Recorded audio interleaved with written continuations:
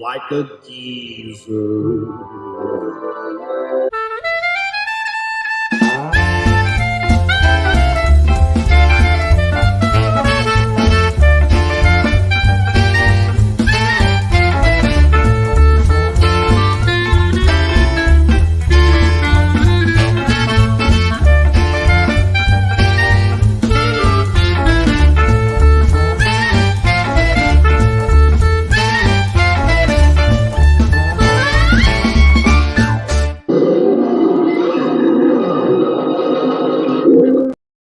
Welcome one, welcome all. It is time once again for your favorite show on the internet, Graybeard'S Studio. I want you guys to know that I am not feeling well today. But you know, that old saying echoed in my mind, the show must go on. So if I like barf in the garbage can while we're drawing, just keep rolling along like, nothing's happening.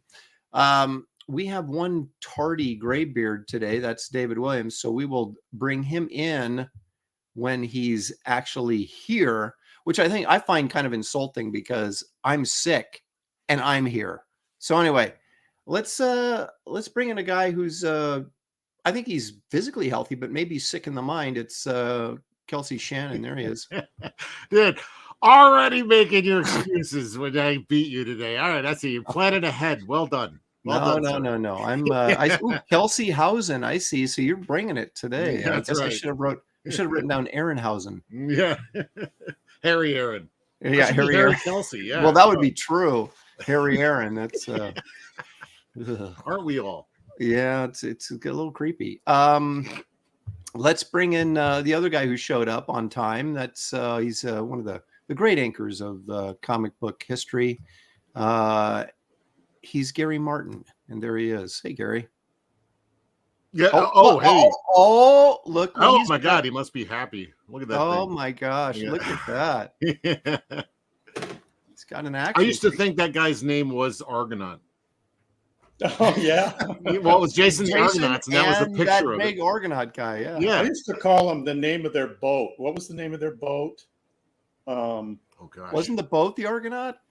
Yeah. Oh no, that was the crew. No. Chad, help us out. What was the name of the boat in Jason and the Argonauts? Talos? No, Talos is the guy. Oh, is the guy. Okay. Argo. Let's see. Argo. Yes. That's why they're called the Argonauts. Well, yeah, yes, yeah. Okay. Well, I was close. I had, Argonauts. Yeah. So they were on the Argo, and they were the Argonauts. Right. So now we're already started reminiscing about Harryhausen, like in the back room. This is obviously a very special thing for all of us. Yes. Having grown up on all this. So yes.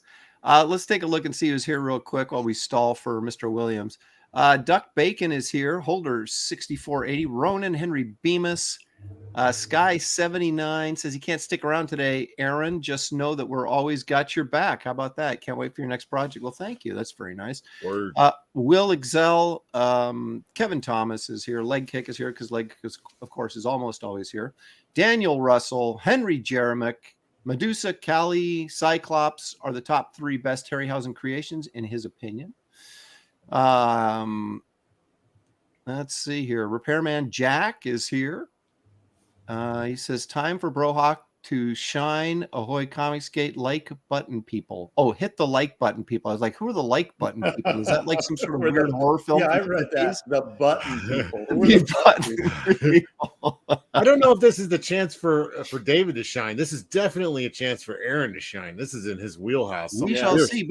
But again, I want to preface this by saying I don't feel well, so it could affect my drawing today. That's all I'm saying. Just draw something like, what's his ugliest creation? Draw that so it they have like did you ever do a stick figure? Aaron, were you like Michael Jordan when you played basketball when you were feeling ill that you actually did well? Maybe we'll find out. It's funny you should say that, Gary, because I was thinking about this today as I was laying there going, oh, I'm sick. I don't want to do this. And I thought, look at, Jordan was a game 6 or something against Utah, whenever in the finals, he had the flu. He was throwing up. He goes out there and scores like 40 and hits the game winner. And I'm like, And then who was the quarterback for the Philadelphia And he got Eagles? everyone else Donovan sick. McNabb, right? Oh, yeah. He's out there in midfield puking up and then takes the snap from center. I'm like, how do you do that? Yeah. When you feel that crap, David, I see you. He's calling me. I see Pure you. adrenaline. David's like, let me in. I see you. I'm just not ready to let you in yet. That'll teach you.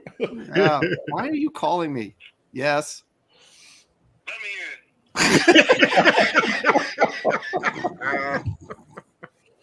I'm punishing him. There he is, ladies and gentlemen. David Williams.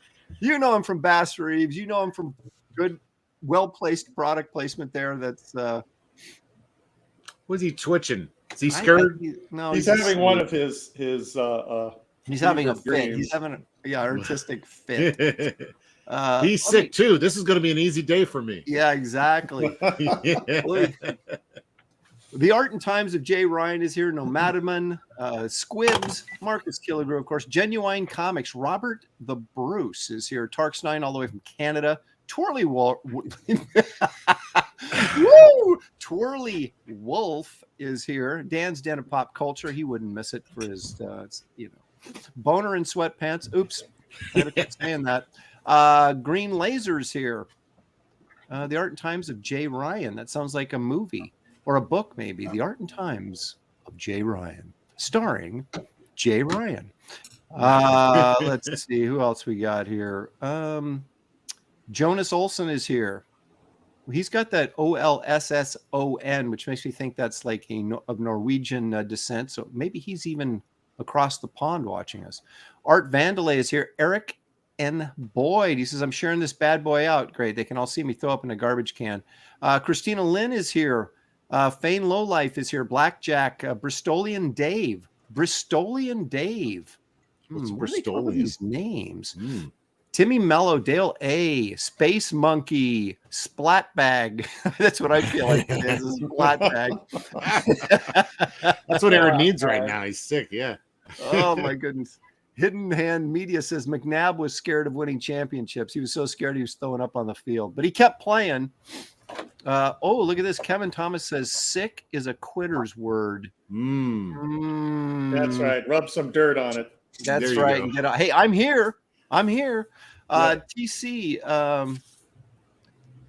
Michael Jordan played 24 hours after a kidney transplant. Okay, I don't think that's quite true, but Death Metal Heroes here. Chimera. Well, that's a good choice of a name to be here today. Billy Bob. No. Bibbly Bob. Shadows Pawn. Jonas Olson says close. Sweden. See, I knew. Well, I mean, can we not include, like, if you say Norwegian countries, is that like insulting to people from Sweden? And do you have to be from Norway, I guess, to be Norwegian? I guess you would, right? I don't know. Anyway, got a Northern Europe has always been a mystery to me. Yeah, I always called, if I call someone from Denmark, I call them Swedish, they get pissed at me. Or if I call, Sweden from, so my apologies up front. But what if you call someone from Spain a Mexican? Oh, see, is that bad too? I think that probably. But I don't feel well, so I'm a little confused. So I may say things that maybe. Boy, all kinds of disclaimers. Yeah. Scandinavian, that I guess is what I wanted to say, right? That covers all the snowy countries. Okay, let's see. Art Vandelay's here. Everybody's saying Scandinavian, so they're pointing out that hell of an architect, that Art Vandelay. He is. Art says he's Spanish, so you'd get stabbed for that. Hidden Hand Media says. I believe he's talking about calling us Spanish people Mexicans. So yeah, I wonder what about the other way? If you call a Mexican a Spaniard? Ooh, now see, that is interesting. Well, didn't they invade like Mexico, like back, centuries ago? Yeah, they got the explorers. Yeah, they probably wouldn't be too happy with that either. Well, yeah, okay. just like Americans would stab British for being cold. That's right. Yeah. Well, So I rail at being called European descent. I'm an American. Right. Well, despite all the insulting comments we've made already to our friends, all over the world, With please love. like, With love. please like and subscribe to this channel. We are nice guys, despite our shortcomings. So anyway, today I thought I was going to throw up there. So today,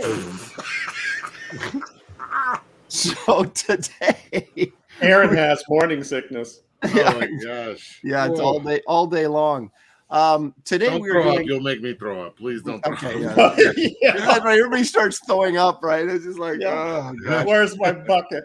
They'll be the show that no one ever forgets. Yeah. Harryhausen. That's right. Yeah, Harry. We have chosen, or you have chosen, Harryhausen, Ray Harryhausen. So I guess Gary's telling me that means any of the movies, any of the characters. So basically, one of the Sinbad babes would count. Even though, did Harryhausen actually make a little tiny babe and move her around? He might have. Oh yeah, that's true. I Did forgot he about ever have that. a kid? Yeah. No. Oh no. Yeah, you're right. I think you're right. Yep.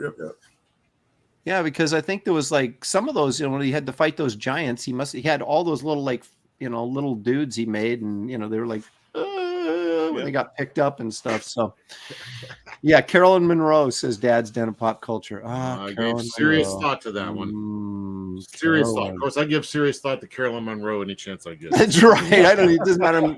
I may not going to draw her, but I'll give serious thought about it. So she was actually a victim of Dracula in Peter Cushing's Dracula, wasn't she? Like Dracula 1972, right?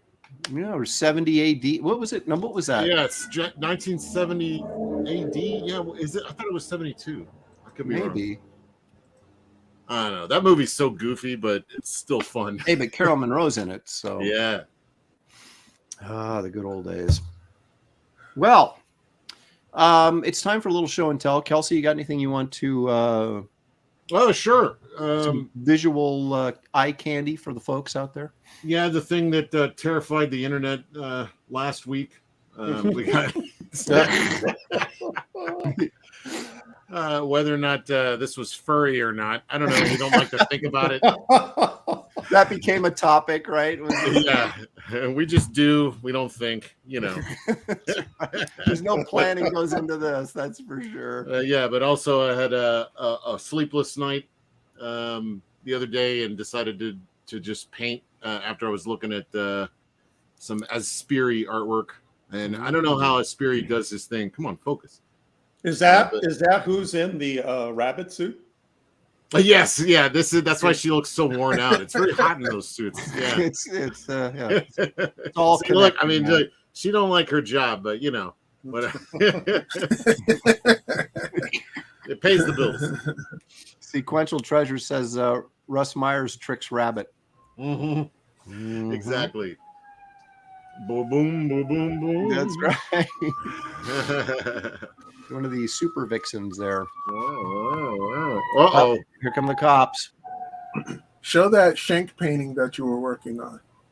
Oh, yeah. Let me see if I got it. Yeah, I was experimenting a little the other day with just going straight to watercolor without penciling or anything. Just kind of curious. Hey, Skull Nasher says 1972, so I think you're right on the ball there with the Dracula thing. Ooh, that's cool. Yeah, this was like I didn't pencil any of this out. I just went in with watercolor, like I see a lot of like actual fine painters do, and just roughing it out and then blocking out color. And I was trying a lot of wet on wet techniques. Like came out really cool right here, actually in the arm, where I didn't plan for any of that. It just kind of happy accidents. So I really like the wet on wet stuff. I just got to like figure out how to have more control over it. So that's when I was looking at Aspiri, Alfonso Aspiri, where he does a lot of the lady art and stuff. And he's got a real graphic style for a painter. But within the shapes, he has all this wet on wet technique. And I'm like, how do you get it so controlled? And he's really fast. So I doubt he's masking all that out. So I really wanted to like play with that and see if I can figure it out. But I didn't. Nice. No, very, very nice stuff. Very nice stuff. Should have saved that for today. Because I still got a little left. Don't worry. Okay, you got a little left in the tank, do you? Okay. All right. Okay, Gary. Let's take a look at what Gary has to offer here. Ooh. Looks like a little Deadpool action there. I decided to show a little behind the scenes of pieces that did not make the cut with my new art book, Black Lines Matter. And this piece was a commission, and it's an okay illustration. It's got some nice feathering, but I was never really crazy about this character, and so I think that one's Black Line Splatter. Yeah, exactly. But he's a crowd favorite, though. That's I know he's very play to the crowd. Yeah, he's very popular, and I made a print. After I sold this original to the client, I made a print of it, and I've sold a bunch of them at shows. Yeah. But I just never was crazy about this character, so he's not going to be in the art book. Okay, what else we got here? I love those buckles, man. That ain't no joke. Getting back to Kelsey real quick here, Gary. It says, Paul Taylor says, both drawings are cool, but I prefer the women for educational purposes, of course. Yes. Continue on, Gary. Oh, speaking of women. Yeah. This piece. That hair. I haven't shared it before. This was done for the infamous Truth, Justice, American Way. This is my version of Truth, and it's a decent illustration. I really got into doing the hair, but it just doesn't have the attributes that David gave his version of this character. She falls short in certain categories. And so this will not be included in the art book. So basically, these are Gary Martin's epic fails, is what you're showing us today. Yeah, and this is all cross-hatched. Yeah, beautiful. Look at that hair, man. Yeah, I was pretty happy with the hair. My line control isn't what it used to be, so if I can pull something like this off, I'm sure. My line control. Look how sloppy this is. Jeez, Gary. Something I learned from this audience is when all else fails, bigger. Throw some red on there. Yeah, that too. So this piece, I'm actually on the fence with this one. This is a reinterpretation of an Alex Ross watercolor painting, where I'm reinterpreting it in black and white and using cross hatching and that kind of thing. And I've gotten a lot of good feedback on it, but I don't know what it is about this piece that I'm not crazy about it. So there's some cool things going on in here, but for some reason, I'm just not crazy about it. And so I haven't decided yet if I'm. Do you not know what it is that you're not crazy about, or no? I don't. I can't put my finger on it. Could it be that you're used to seeing it painted, and seeing the lines is kind of like jarring somehow? I think it might be the translation. Oh, I got a leaf blower right outside my window. The translation from color to black and white, even though Alex is, very realistic, his stuff to me is also a little bit impressionistic. Mm-hmm. It's not like Andrew Wyeth realistic. Mm-hmm. And so to make that transition from, a little bit impressionistic to my technique of trying to be super detailed with the cross hatching, I think the likenesses are a little bit off. I think you've nailed the lighting though.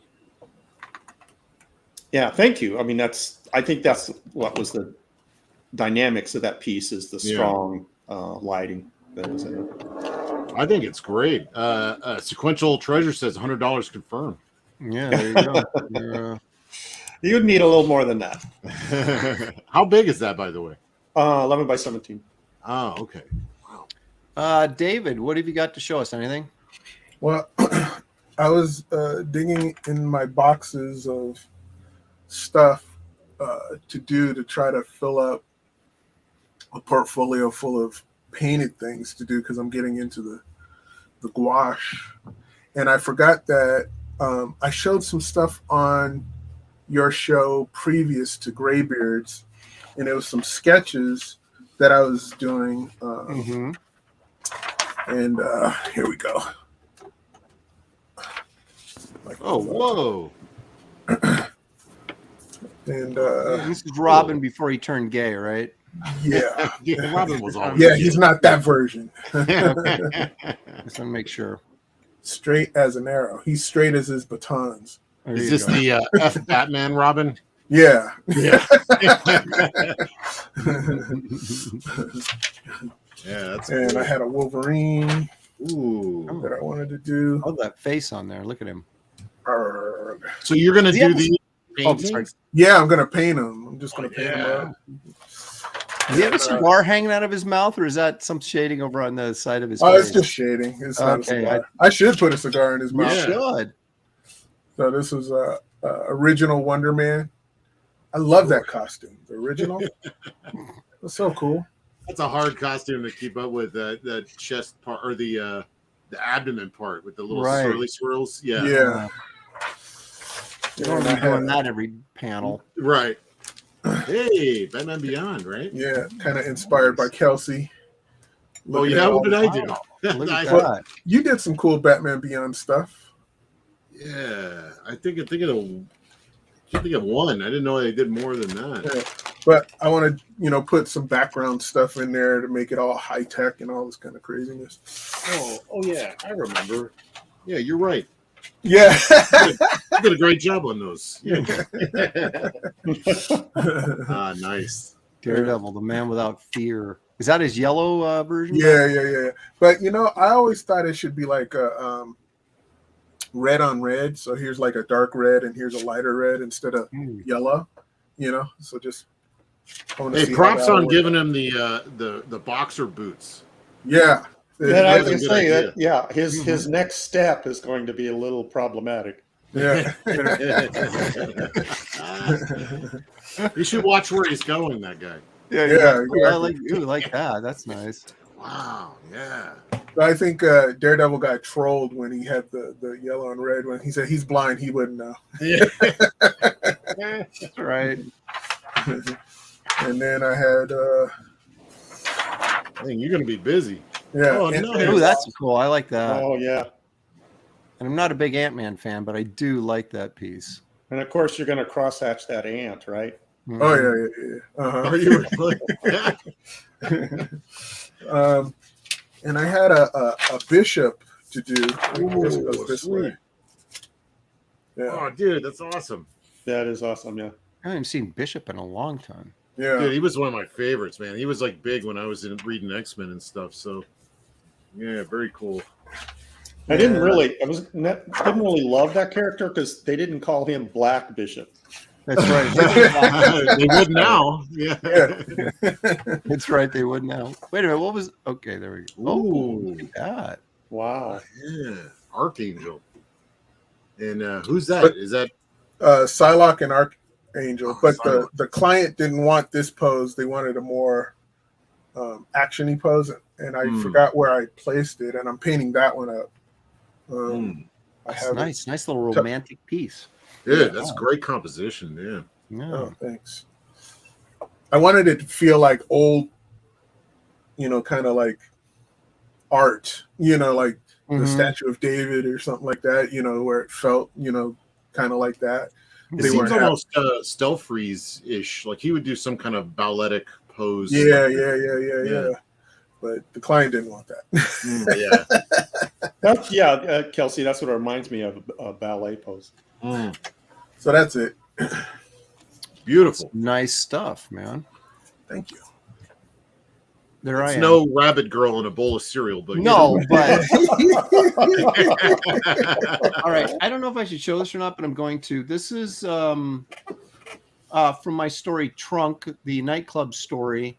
We're getting like kind of a little quick origin story of the elephant guy in there, and so here he is flashing back, and look at that reptile wizard dude. He has Nice. I heard is his first name Donald? Donald? That hand, what are you trying to say there, David? that hand is coming right off the page. Good. Yeah. Dude, this is in the story? Yeah, you get to color this. Dude, this is gonna be great. So anyway, this is we have a little quick flashback. It's not a complete origin, but it lets everybody know sort of how he got into Murnau City with the rest of the nightclub. And Murnau City. Nice. There it is. Yeah, Murnau City. We all know. So anyway, there you go. That's what I've got. Awesome. And I wanted to show you guys one other thing. Now that I'm thinking about it, if I can find bucket. it. No. Well, no, I yeah. Wait till you see what I left in my puke bucket, you guys. Jeez, you're just gonna be rocking and rolling with that one. Here it comes. No, I'm kidding. No. Knowing you, Aaron, you'd sign it and sell it at a show. You're darn right I would. Anything. This is actual puke by Aaron Lopresti.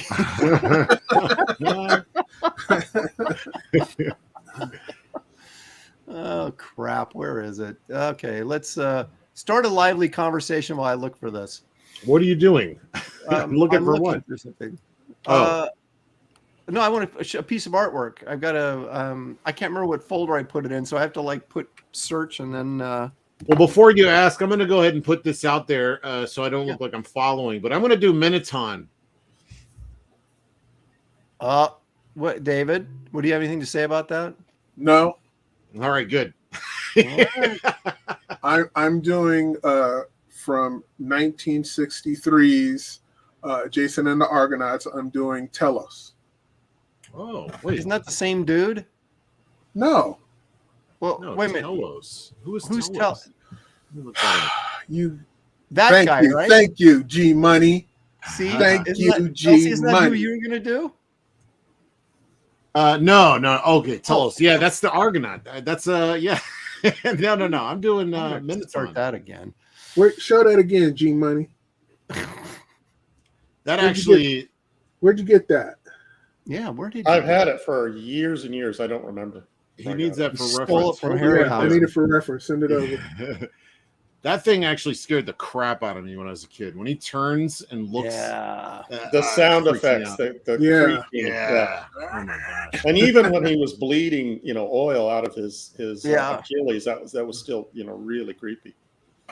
All right, there we go. That's the finished piece from last week. In case you guys did not see it on my social media spots, that's Frankenberry in full color, in living color.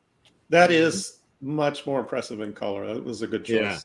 Well, I mean, it's the pink. It's you got to really Almost capture red. it. Yeah, it's almost red, and when you got red on there, it attracts. Well, you attention. got the warm and the cool thing going. That's Oh yeah, hey, it's magic.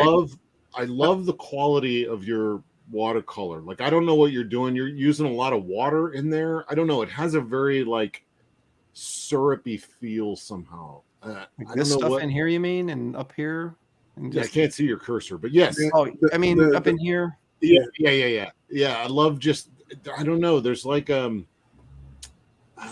can't even describe it. I was trying to mess with that. It must have something to do with your paper and your color, or just your technique. I don't know, but I love the look of that.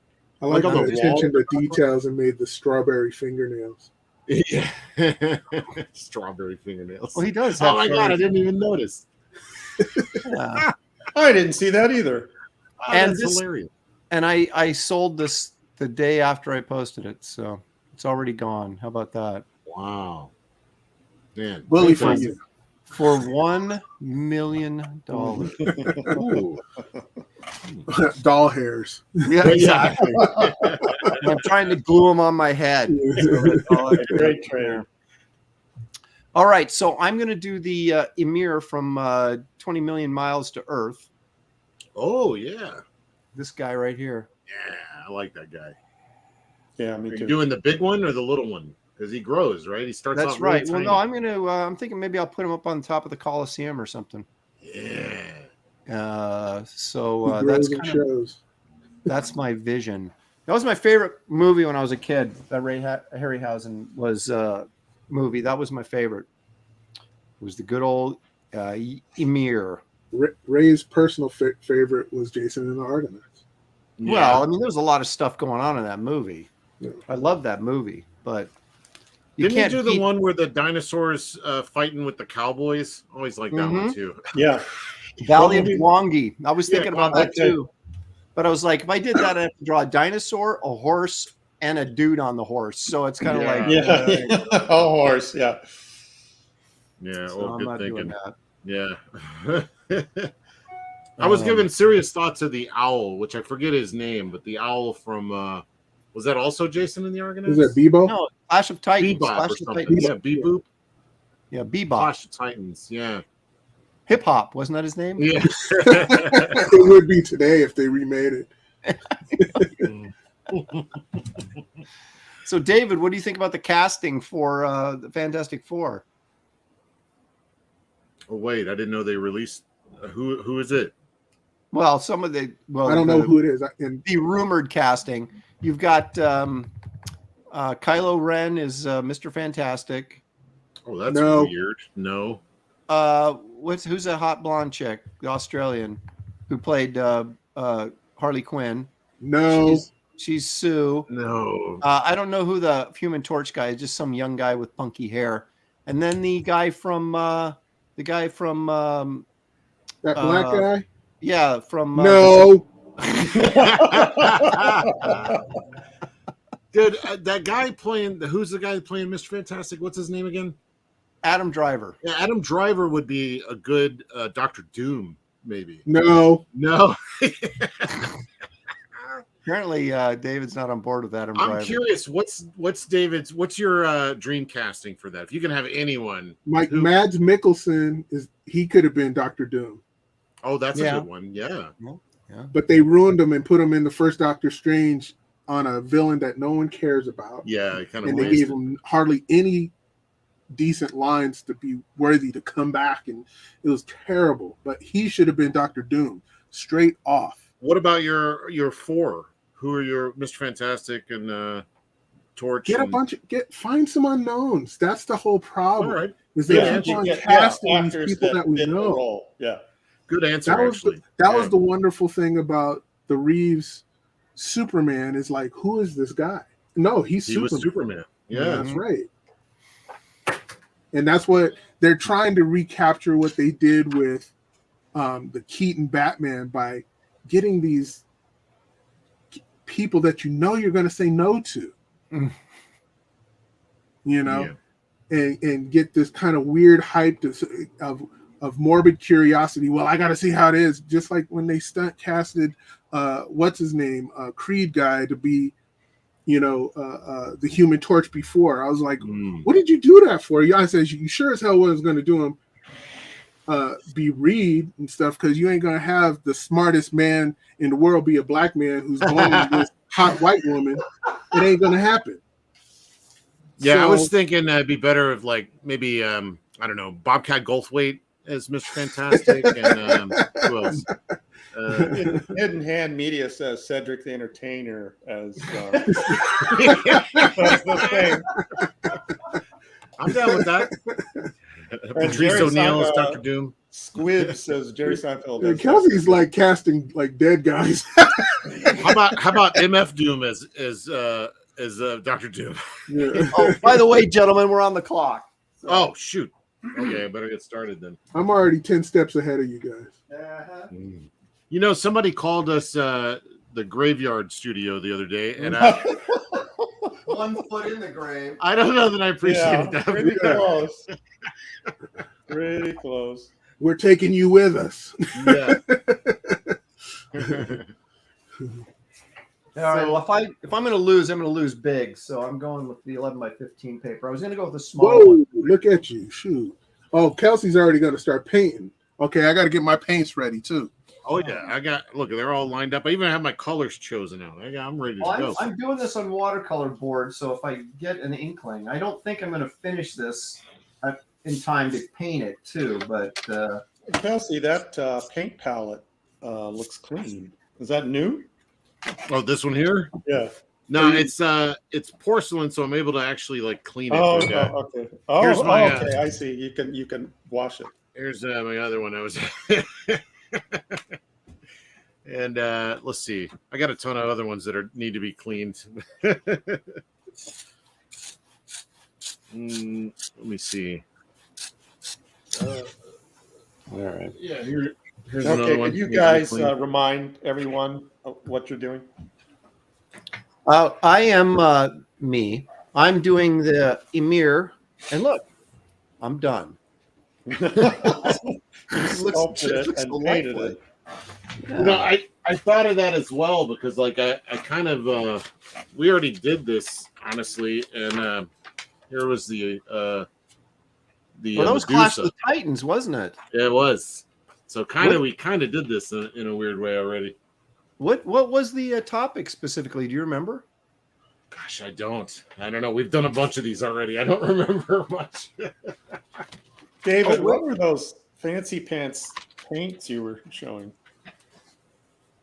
Oh, those are those. wash paints. Whoa, nice! Wow. What is that? Fine touch or something? Or Yep. yeah, I think that's Yeah. what That's I right, got. because It's Master's Touch. Oh, okay. I got fine touch. I got the cheaper version. See, I got the Masters. oh, you know what we did? That was Greek mythology. Oh, okay. That's what we Yeah. You did. I just happened to do the I did, Harryhausen version. Yeah. Who's the water guy? Uranus? No. Neptune. I knew it was one of those. Oh yeah. Uranus. Put that language alert on yourself. Give yourself a cannonball. Oh, this is Yeah. perfect right here. Great Brian dog. Norton says Amy Schumer as Sue Storm. Oh, Can you imagine? that's one of those things where you go, "Oh, you made me vomit in my mouth." No, I'm gonna vomit in your mouth for saying that. Oh. Ugh. I got to pull up I got to look at the top of the She Roman needs to be column. an invisible woman. Yeah, there you go.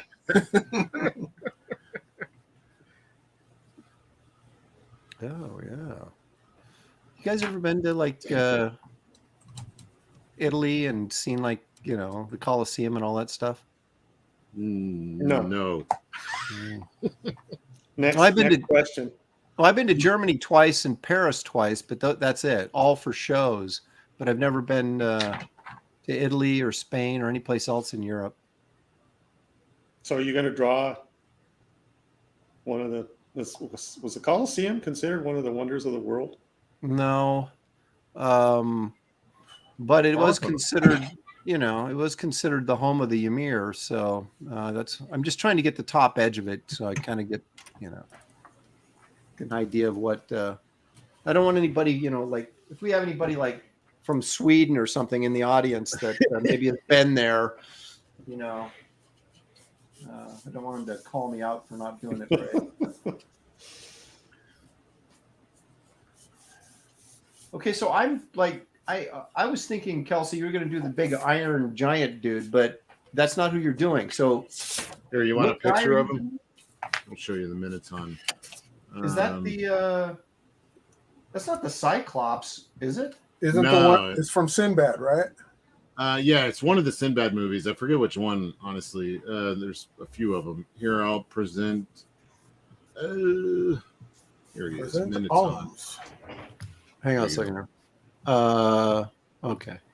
It's kind of a dark photo. Oh of him, yeah. but he's like the robot Minotaur guy. It's almost like we're doing the same thing, except you're doing a bullhead on yours. Well, see, my story is that this is one of my favorite characters, and I was just I watched the movie just to see him kick some ass, like at the end, and he moves this giant rock, and then he gets crushed by the giant rock. So, and I'm like, that's not what I was expecting nor hoping for. So, I'm kind of telling the rest of that story. Okay. What happened? Did he die? I mean, he's supposed to be super strong. So, we'll see what happens in my. Well, he's made of metal, right?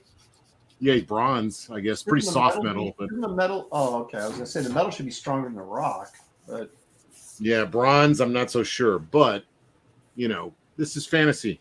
I'm gonna do what I do. okay. So, what movie was that from again? Oh, Sinbad. Yeah, but which one? Seventh was- Voyage or the Golden Voyage? Sinbad and Eye of the Tiger. Yep. Oh, really? Yeah, which I don't think many people remember. Who It was didn't have Sinbad? Caroline Monroe in it. Who was Sinbad in that one? That's a good question. Yeah, Um, that's what nobody remembers is Well, Patrick Wayne was Sinbad in one of them. Yeah. John Philip Law was Right. Sinbad in one of them, but I can't remember. Patrick Wayne Was it Patrick Wayne? in Eye of the Tiger. Yeah. Okay, I have seen that then. Jane Seymour is in that one. Right, that's not the Caroline Monroe one. No, that one is Golden Voyage of Sinbad, or no? Well, it'd have to be. It'd either have to be Seven Voyage, the Golden Voyage, and it's not. We know it's not the Eye of the Tiger or whatever. You just said. Yeah, it's Golden Voyage that Caroline Monroe's in, and Tom Baker, which always trips me out. Tom Baker. Yeah, the only Doctor Who for me, honestly. Yeah, I agree with that. Yeah, he was my Doctor Who when I was a kid. Yeah, when they changed it, I was like, "Who's what's going on here?"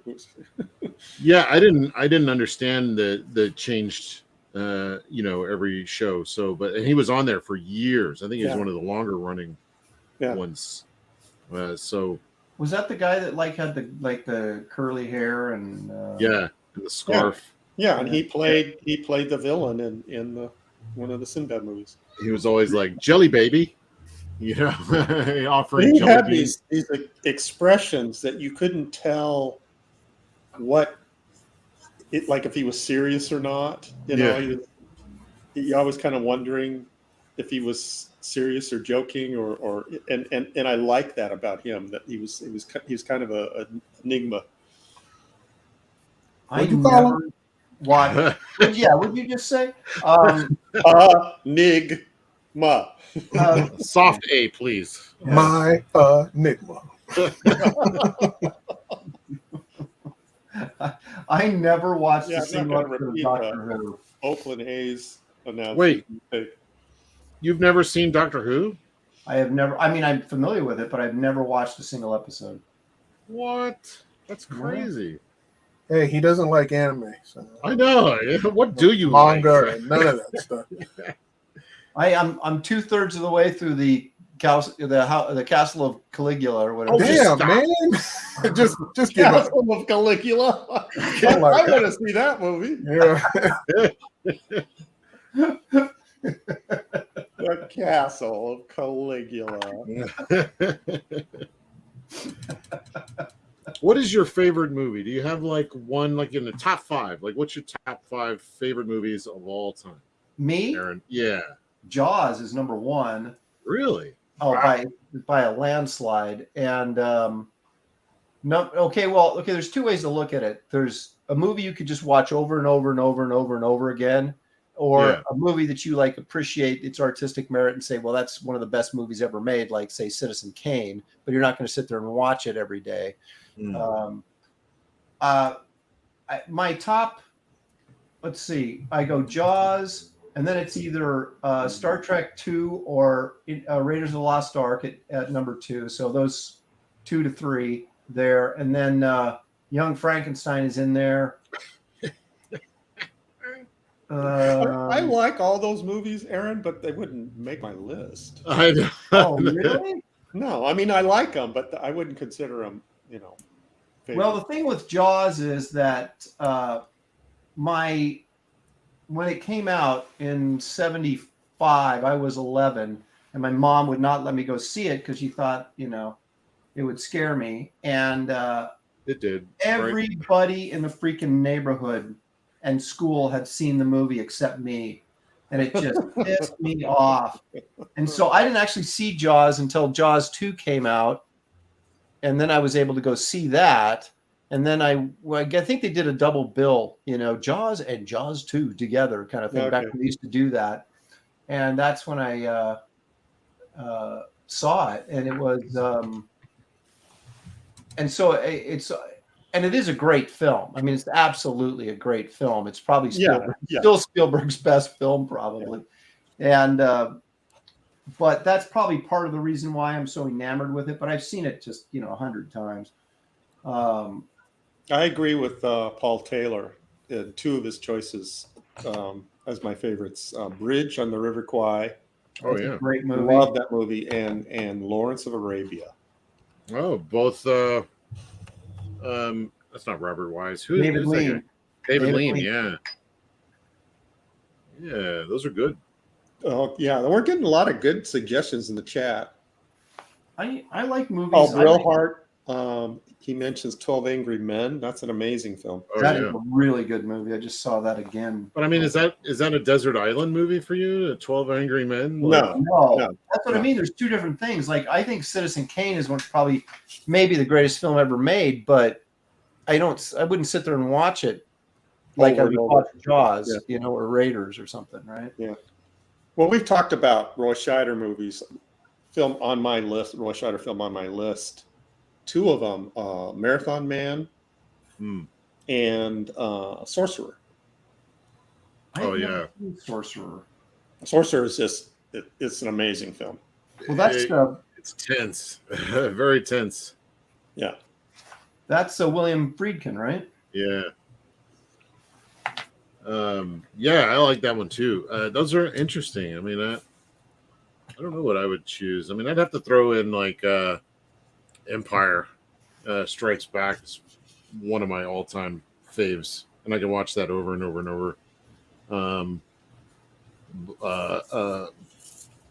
Predator, maybe. Anything, the Schwarzenegger collection, just give me a box set of those. I'll take them with me.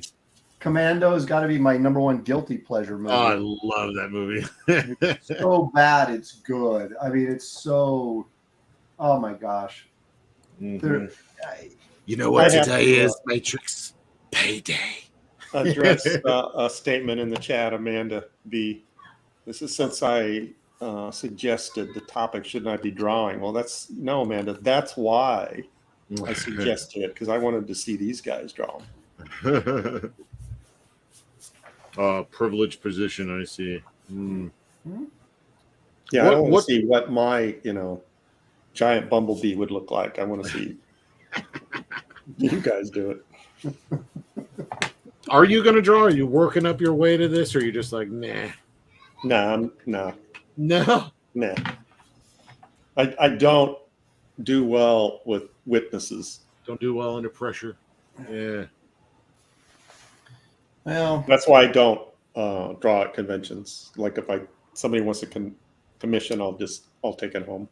What about inking? Is that part of it too? Like, can you? No, I can ink what people watch. I can for some reason I can multitask while I ink. I can eat and talk on the phone and stuff, but I can't do any of that stuff when I'm drawing. Should maybe ink something. Here, I was going to share this. I found my tryout page from your inking book. Oh, let's see. Let me make you big here. Hang on. You can see some of my. This is all brush. Some of my. Wait, where is it? Focus. You see my brush. Those are nice lines. Wow. Yeah, those are really nice lines. Yeah, I was all proud of my my brushwork ability back then. But I did notice something. It wasn't. I was trying to use pens, and it was probably a dip pen. I'm guessing because at this time I was all about doing it the real way. I don't know that it was a tech pen, but it bled. See, like if you see right here. Was that the blue line paper that was in the book? Yeah. Yeah, I heard that paper didn't take. Yeah.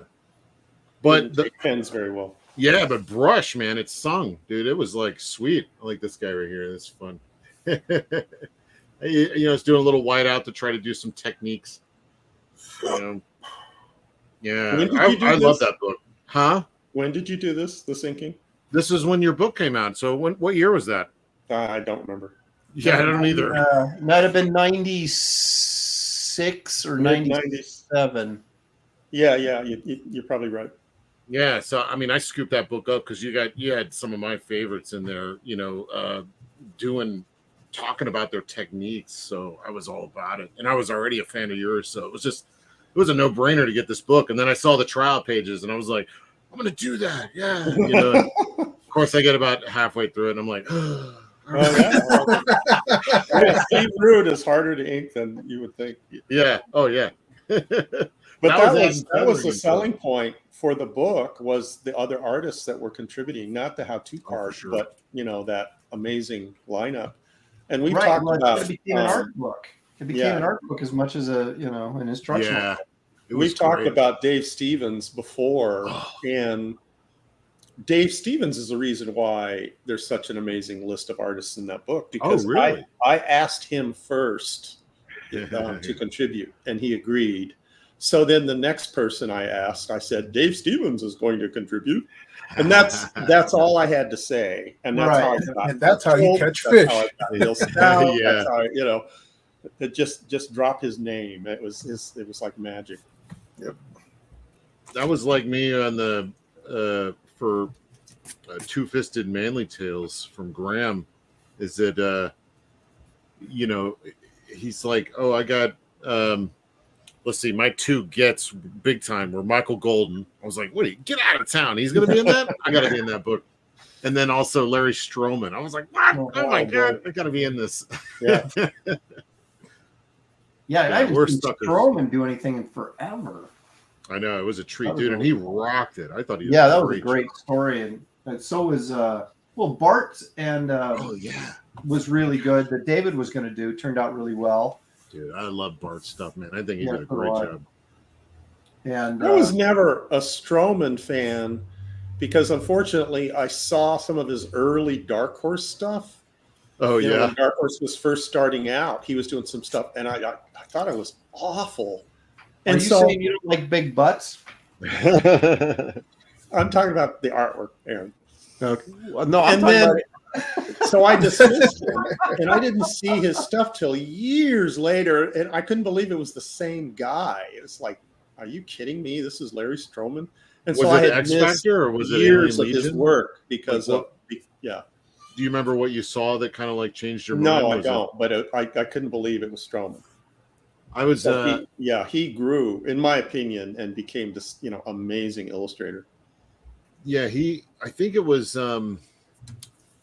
I think pretty sure it was X Factor when he did that cover, and I picked that issue up, which was in the 90s, and I had never seen anything like it.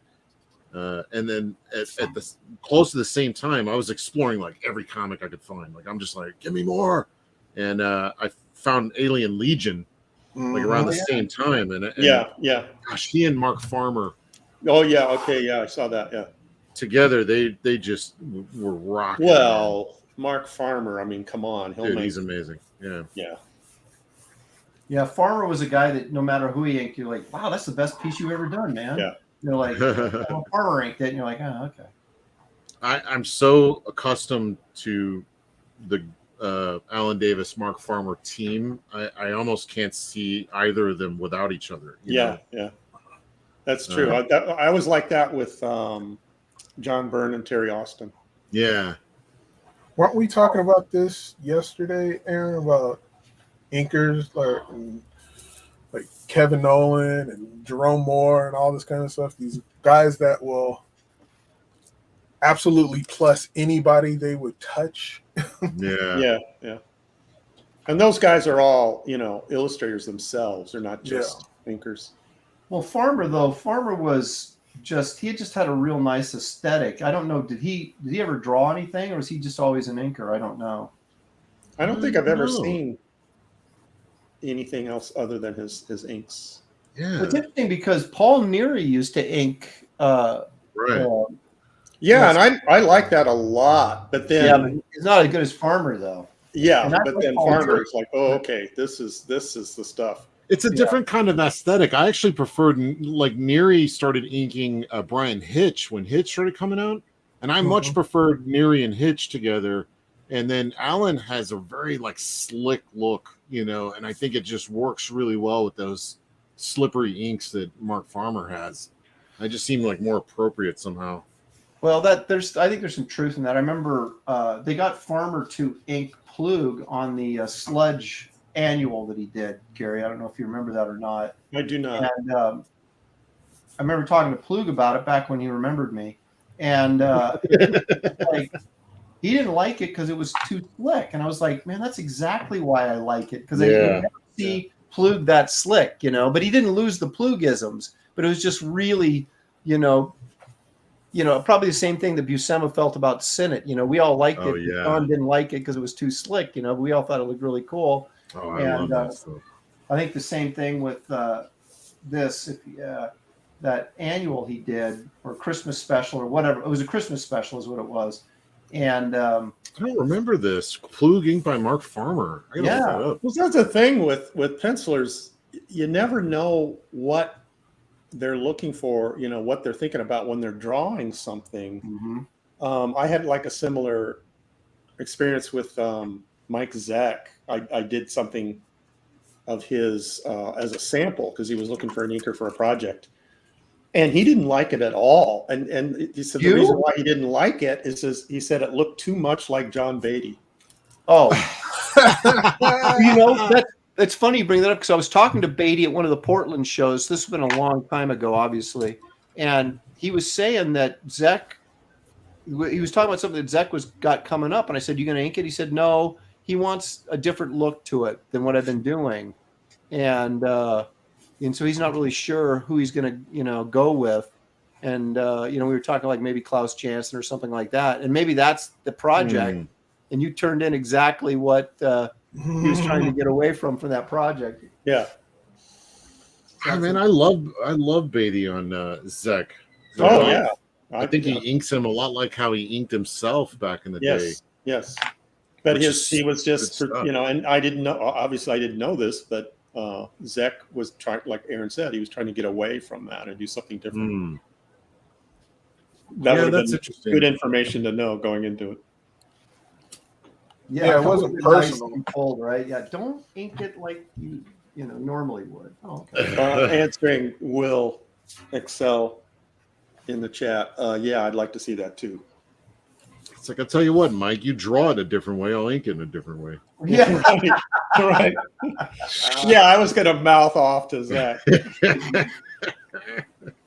I get that all the time with people like, man, I love how you colored like Ryan Otley. Do that on me, and then I'll do the exact same thing. And they're like, no, this doesn't look right. You know, and I'm like, well, because you're not Ryan Otley, you know, like you're somebody different. You got to be colored like how you should be colored. It's like different. And sometimes they're chasing a look that they just don't draw like. Well, that's the thing. Aaron? Right? No, I'm just kidding. I never said that. I know, I'm just kidding. You son of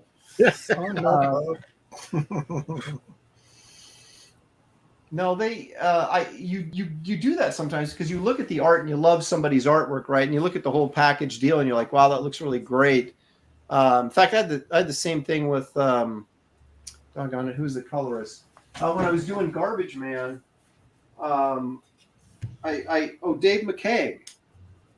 I asked for Dave McKay because I'd seen him on, you know, I don't remember who I'd seen him on, but he's a really good colorist. But I didn't really like what he did on Garbage Man, and he changes it up a lot. Yeah.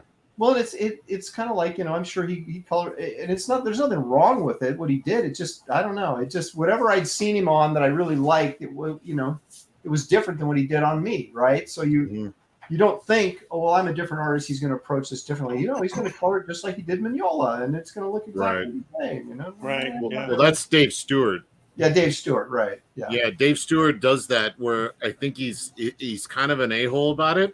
You know, it's like, I understand where he's coming from, but it's like, I want to see you color like you do Mignola, you know, and I know he's trying to keep that very separate from Mignola, and he does this real paintery stuff. I mean, he's awesome. I love all of his work, but man, the way he makes Mignola sing with those flats, I'm like, I want to see that on like a few other guys, but he's like, no, you know, he's like, that's him stuff, and I'll do stuff, you know, a different way for other people. And I'm like, oh man, you know, then forget it. I'm out.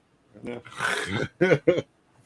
Steve Root is like that. I mean, you kind of look at his work, and it's all very similar, but he takes a very specific approach to different jobs. Yeah. whatever he's being influenced by or thinking about, or who knows what inspires him. But it's very specific, and you can't get away from it. It's like that's what he's doing, and that's it. I mean, Yeah. and he does that in his commissions, or somebody will ask him, can you draw Spider-Man or whatever, and I'm he'll drawing think like of some Ditko weird, now. bizarre take on the Spider-Man, and because that's where his head is at artistically. My head is in crayons right now, so Yeah. getting crayons. My favorite stuff of his is when he goes Toth and not Kirby. I like his Toth style and not his Kirby style. But I mean, I like Kirby. It's just on my dude. I like when he goes more Toth. Mm. I feel like I'm the only one here. Yeah, you're the only one. I'm thinking about it. Well, I think that's his Nexus stuff is more Tothish and less right. So I mean, I get all excited about like, oh, he's doing World's Finest, and I'd go get it, and it's all Kirby style, and I'm like, oh, okay. I was kind of hoping for his Nexus look on that, but well, do you notice when he did that Spider-Man thing, he did it Romita style, right? Oh yeah. So that's exactly what I mean. I mean, he's got he has these things that he has to exercise. That right. Which I can understand, like you get. But like I say, the problem is he does that with commissions. Oh. And he doesn't tell the client that that's what he's doing. He'll just. Hey, you don't question the dude. He'll just do something, and usually it's like with weird like Spider-Man. He'll experiment a lot with Spider-Man. And Spider-Man, people who want Spider-Man, they have a certain idea of what they want the art to look like. Yeah, well, just any comic book character, like if I'd go to an appropriate artist and ask something that's in their wheelhouse, like if I went and got I'm trying to think of something that would be interesting. Like if I got a Moth, character drawing from the dude, I'd want it in like his Moth style. I'm expecting that look. I'm expecting that, and not like how would Steve Rude draw Moth if Kirby drew him? Like I yeah. Like, well, no, but actually Kirby was the original inspiration for that character, right? But he didn't draw the book in the Kirby style. I love the way that style. A trading card that he did. I thought some of that Moth stuff looked very Kirby-esque, but maybe I'm remembering it wrong. It was more more Kirby-ish than his Nexus stuff, but I wanted him to really push the Kirby in that, and he didn't. It was kind of you expected things, yeah. Because it was, like I say, it was based on the creator trading card that he did, and that was very Kirby looking.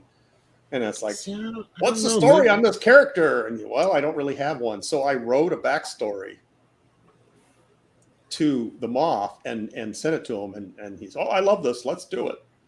A little tip out there for the chat, writers, if you have backstories to some of your favorite characters, write them down, man. I mean, it's interesting that like I look at that stuff and I see kind of like earlier era Nexus, that it was a lot more like graphic. I don't know. It's been a while since I've seen it. I need to look at it again now. Maybe I'm thinking wrong. I'm going to give a tip to those writers. Find another job. Write those things down and don't give it to Marvel and DC. No. Give them to artists. Yeah. Not to companies. Let us ruin them, not the company. Yeah, exactly. Maybe he's going to ruin it. It's going to be me. Yeah. Let us scoff at your dreams. Oh, that's so cute that you even wrote a script and everything. Yeah. Whatever you do, don't give your idea to a colorist. No. Oh, that was the other thing that I was going to mention about that truth piece. The reason why I didn't make the cut in my art book is because it's tainted. Not just that I'm not, I didn't see what I wanted to artistically, but it, there's a dark cloud over it. There shall be no taint in that book. Yeah, no, I don't want no taint on it. Taint-free art.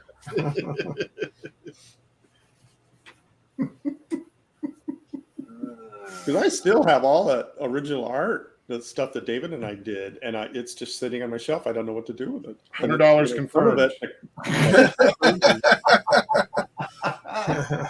I'll take it off your hands. You mean we have to pay you $100 to take it? Yeah, exactly. But once something gets has a notorious history, then it's just like, okay, what do I do with this? Then it's lost media. I think hang on to it.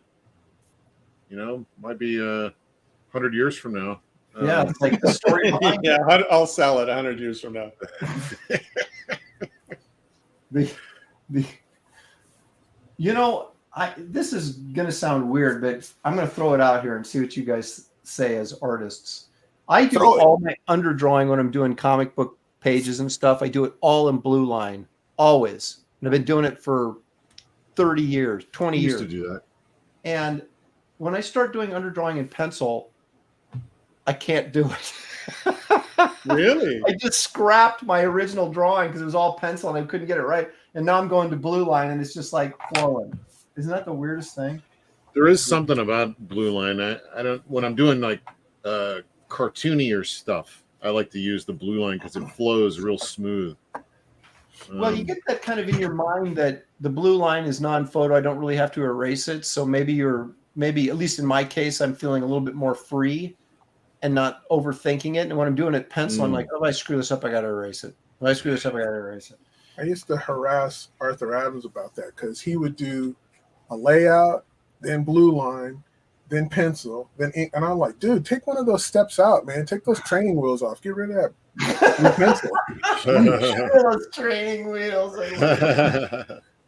Well, we got a request in the chat from Henry. He wants Kelsey to zoom in on his drawing. Oh, let's see. Well, he may want that, but is any director? Yeah, I'm trying to work it out. It's a little tricky, this pose. This is my problem so much is that I see these things very clearly in my head. Yeah. And then you start drawing it, and it's like, no. Dude, I would just do the same thing. It's like I ditched my first one because I couldn't. I don't know. The legs weren't working for me in the position I had it, and this creature's got some funky legs. I don't know what Harryhausen was thinking, man. But I think Kelsey, you hit the nugget of what producing art is that you picture something in your head, and then it's just a question of reproducing that image on paper. Yeah, and that's the hard part is that you think that would be easy, but it's most of the time, it does not come out the way we're, picturing. That's why those Kim Jong-gi guys are so amazing because they just have such a grasp, and I of just being able to kind of like put it on paper, whatever is in their mind's eye, and I never. Dan Frager's been mastering that kind of thing, like straight to pen type stuff. I was just like, whoa, where'd this come from? Well, I never understood what my deal was, and then I heard because I saw it, man, I figured that out. Yeah, well, yeah. I struggle with this stuff constantly, and I'm like, isn't it going to get easier ever? And it never does. And then I heard, was it Glenn Keane, who was the animator for Tarzan? And yeah, one of the best Disney animators there is these days, and or maybe ever. But he said he was talking about a story where he was in class with one of the 9 old men, and they were talking, first you visualize it in your head, and then you put it on paper, very old school kind of practical thing. And he was like, isn't that what I just said? Yeah, well, yeah, but then so does hold on, let me finish the story. That legitimize me as one of the 9 old men. So he raises his hand and says, I can't do that. And he's like, what do you mean? He gets in this whole argument with him, and he's like, I kind of have to see it first, and then I could, so it's almost like a sculptor mentality where I'm the you got to same way. chip away. Yeah, I'm the same way. Yeah, so I'm that way too. Like I have to kind of like see. I'm like, okay, no, move this here, move that here, and digital helped out a lot over the years of being able to quickly make changes without a lot of graphite or eraser shavings or any of that kind of stuff. So that was the real allure for that. For so Aaron, long. you've got a super chat. Oh, thank you. Paul Taylor, thank you, sir, from Canada, $10. Appreciate that very much. Fun stream. So I have a question. Do you have good visualization exercises to improve? I can't see anything in my head, but my memory is great. I can see everything in my head, and I can't remember anything. Yeah.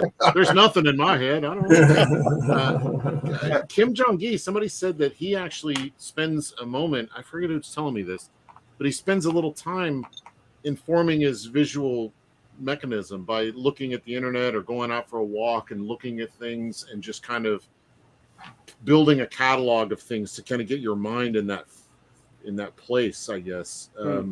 That's what he did. I don't know if that's works for everyone. I think that's one of Kirby's attributes, why he was, a genius, is most artists kind of work things out and problem solve in their sketching. It's like you're erasing, you're changing stuff as you go.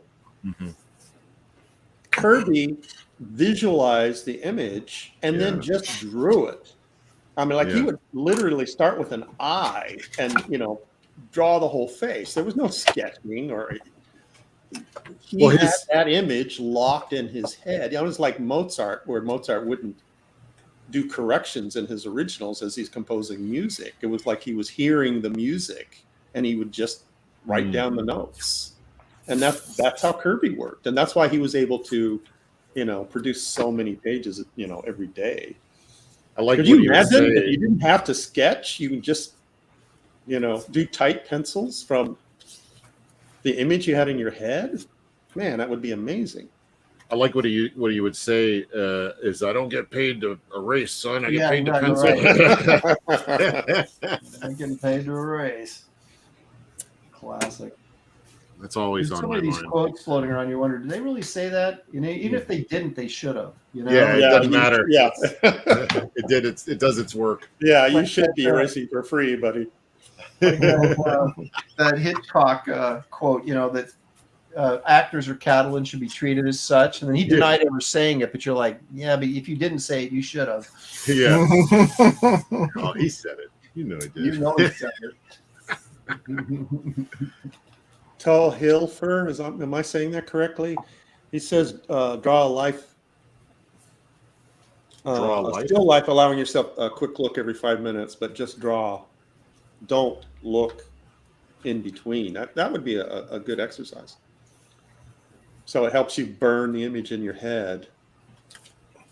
I do that when I'm referencing. Seeing, if you're drawing from a reference, actually seeing what you're looking at is an artistic skill that you can kind of take for granted, that you look at that airplane and you're able to draw it, but there's a lot more to looking at something and actually picking up on all the nuances. That's the thing, is that they're two different disciplines, really. Drawing from rote, which is drawing from memory or what you have in your mind, and then drawing what you're seeing. And if you bet like we do, we mostly draw from rote, and when you have to kind of switch gears and go, I got to do a portrait of, whoever, well, then you got to kind of retrain yourself to kind of draw what you see. And that takes some time to get back into that mode. I mean, for me anyway, they're two totally different things. And it's like if I went to Warner Brothers, right, and they said, okay, we want you to start doing Looney Tunes, right? I could do it, but it would take me a couple of weeks, maybe a couple of months to kind of get into that mode so that I was get familiar with the characters, right, and all that. And interpreting stuff through that lens. But plus the process of looking at something. I don't know if you guys do this when I'm drawing, like if I'm doing portrait. I do a lot of portrait type commissions. And I'll see, okay, the curve on that nose is this. And then I'll draw it and I'll get it wrong. Yeah. So my hand is not doing what I'm telling it to do.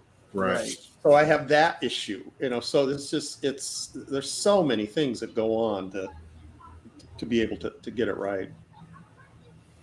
Well, I mean, that's what the hand memory comes into play, is just doing, 1,000 pages. You're going to work out those little things and remember, and then the next time you draw it, it'll be a little easier to do. And then the next time you draw it, you'll refine it even more. And then over time, you'll have something you can be proud of, maybe. If you got something, I'm still waiting for that day, but it's coming. It's coming. I know it is. I know I'm going to get there. All right, how much time we got? Interesting comments. 15 minutes. What? In the chat. No, we've got an hour and 15 minutes. Oh, okay, good.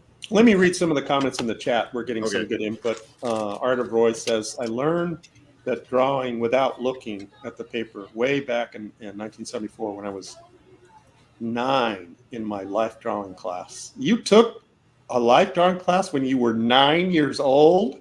Different time back then. Dang. Respect. Okay, He had a full-time job and a wife and kid he had to take care of. Yeah, exactly. He had 3 kids. Yeah. Different time.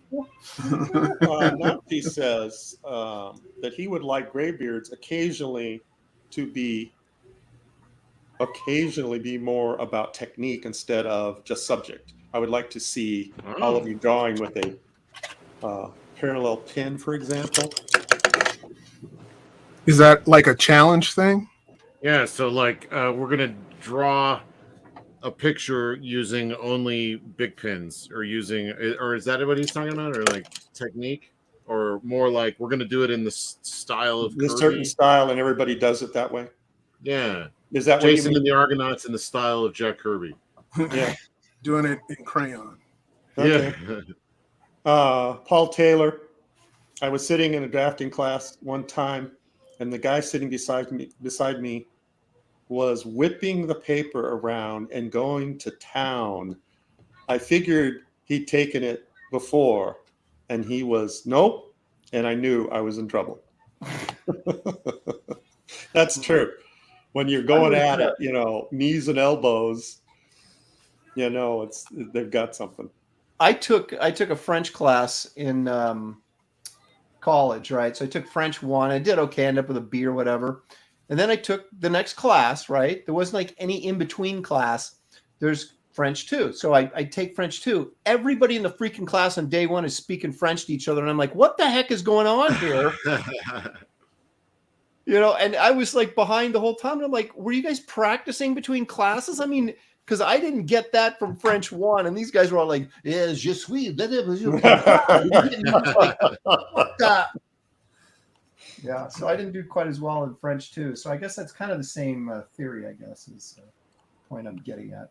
So here I have this nice blue line drawing, and I feel pretty good about it, where that pencil drawing over there was blowing chunks, which I still feel like I might be doing, but for different reasons now.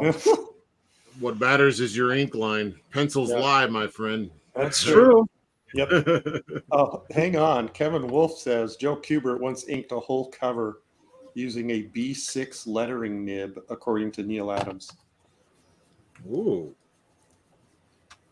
What is that? What's a B6 lettering? Oh, like a flat edge thing? Yeah, it has a flat, yeah. And Yeah, well, that's what I'm about to do with the Emir, so you guys can compare me to Kubert after this. You wish. I wish. I hope you don't. Okay. Yeah, Aaron, that's really great, but it's Aaron, no Kubert. Yeah. Aaron, you got to use your French and read Bancroft's chat. He's trying to learn French too. Vous parlez pour français? So he's like, do you speak French? Maybe. The one thing I learned. Maybe. The one thing I learned while I was in Paris twice, Shelley speaks French, right? And so I would just like hide behind her wherever we went. But then she would send me out to get something, and I'm like, wait a minute, I don't know how to talk to these people. So I would just like I walk in the door, they say, and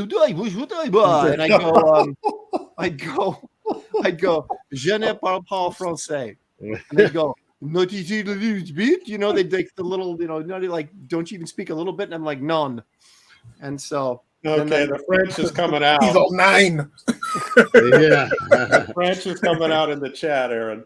Yeah, je parle français, jamais la bandaise. I don't know.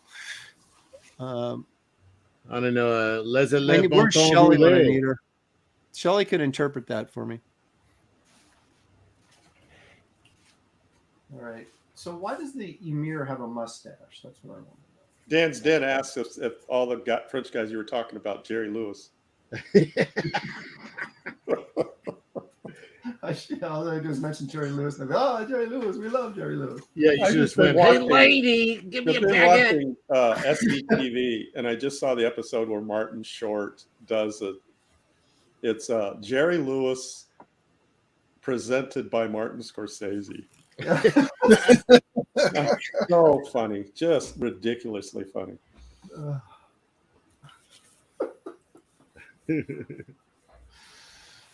Jerry Lewis. Well, actually, Jerry Lewis was in a Martin Scorsese film, Oh, that's right. King of Comedy. Yeah, King of Comedy. I really like that movie. Where So he was do I. completely not funny. I used to hate De Niro. I couldn't stand De Niro because I thought he always played the same. Oh, I'm a thug, you know. Yeah, And but then he was in King of Comedy, and I was so impressed. King of Comedy was so different Yes, from what he normally did. right. And so then I said, okay, this guy's for real. And the same thing. I was with Brando. I used to hate Brando because I thought he was just, Stanley Kowalski kind of, And but then I saw him in Julius Caesar, and I was like, you got to be freaking kidding me. I mean, he played Mark Antony in Julius Caesar. Yeah. It was incredible. And then, of course, The Godfather, which is one of my favorite. What was that movie that Brando did with Jack Nicholson, where he was playing like a regulator? Oh, no. The Missouri Breaks. Yes. I love his performance because that his character is so quirky.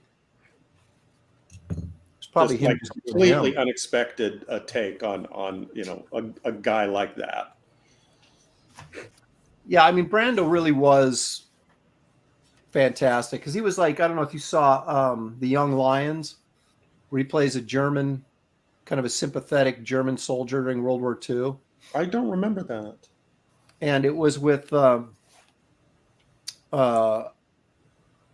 Dean Martin was in it, and which was totally discredited the film. And then, who was the guy that was in?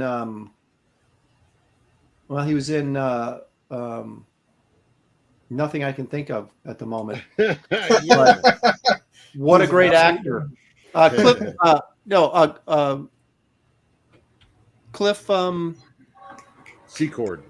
That's the only Cliff I know. Oh, got it. I'm gonna have to look it up. See, this happens every time I do this show. We start talking about actors. I'm like, you know that guy? Come on, the guy that did the stuff. Montgomery Clift. Okay. Okay, so Montgomery Clift's in the movie, and he's kind of a well-regarded actor. And you got Dean Martin, and then Marlon Brando as a German soldier, and then you've got the guy who ends up killing, spoiler, Brando at the end of the movie is Dean Martin. I'm like, I was so insulted that they had Dean Martin kill Marlon Brando. I was like, why couldn't you at least have Montgomery Clift kill him? At least. Yeah, that's like for me when I was a kid when the Batman TV show did a crossover with Green Hornet, and they were fighting, and Robin and Bruce Lee as Kato, their fight comes to a draw. I was so mad. I was like, you gotta be kidding. Well, Burt Ward, he was he was good trained with the by ladies. Bruce Lee. Yeah, He was good with the ladies. So they they took care of him. So he could take care of them. Did you ever read that book that he wrote, his tell-all book? No. About how he was like making it with the chicks on the set all the time? Why would I you haven't read a read book like that, young Aaron? No, I never read it, but I saw it, and I Oh, you never read it. You just I looked did. at the pictures. It's on my list of must reads. He was, As I he was had that the guy lady reading it at the sliding down the bookstore. bad pole. No, hey, I don't read, so I've read like 3 complete novels in my entire life. When I wasn't outside of being required to do it for school, I read Jaws. I read the. Did you read Jaws after you saw the film? Yeah. Yeah, I did. Yeah. And then I read. So are you wondering, reading it late at night under the covers with a flashlight, if they were going to get the shark? It That was shark ain't getting me. it was like there was some really boring soap opera stuff in the middle of that book that thankfully they cut out from the movie. But like Hooper had an affair with Brody's wife, and then Hooper, of course, dies in the book because I guess he had it coming. What? Whoa. Crazy. Yeah. Wow.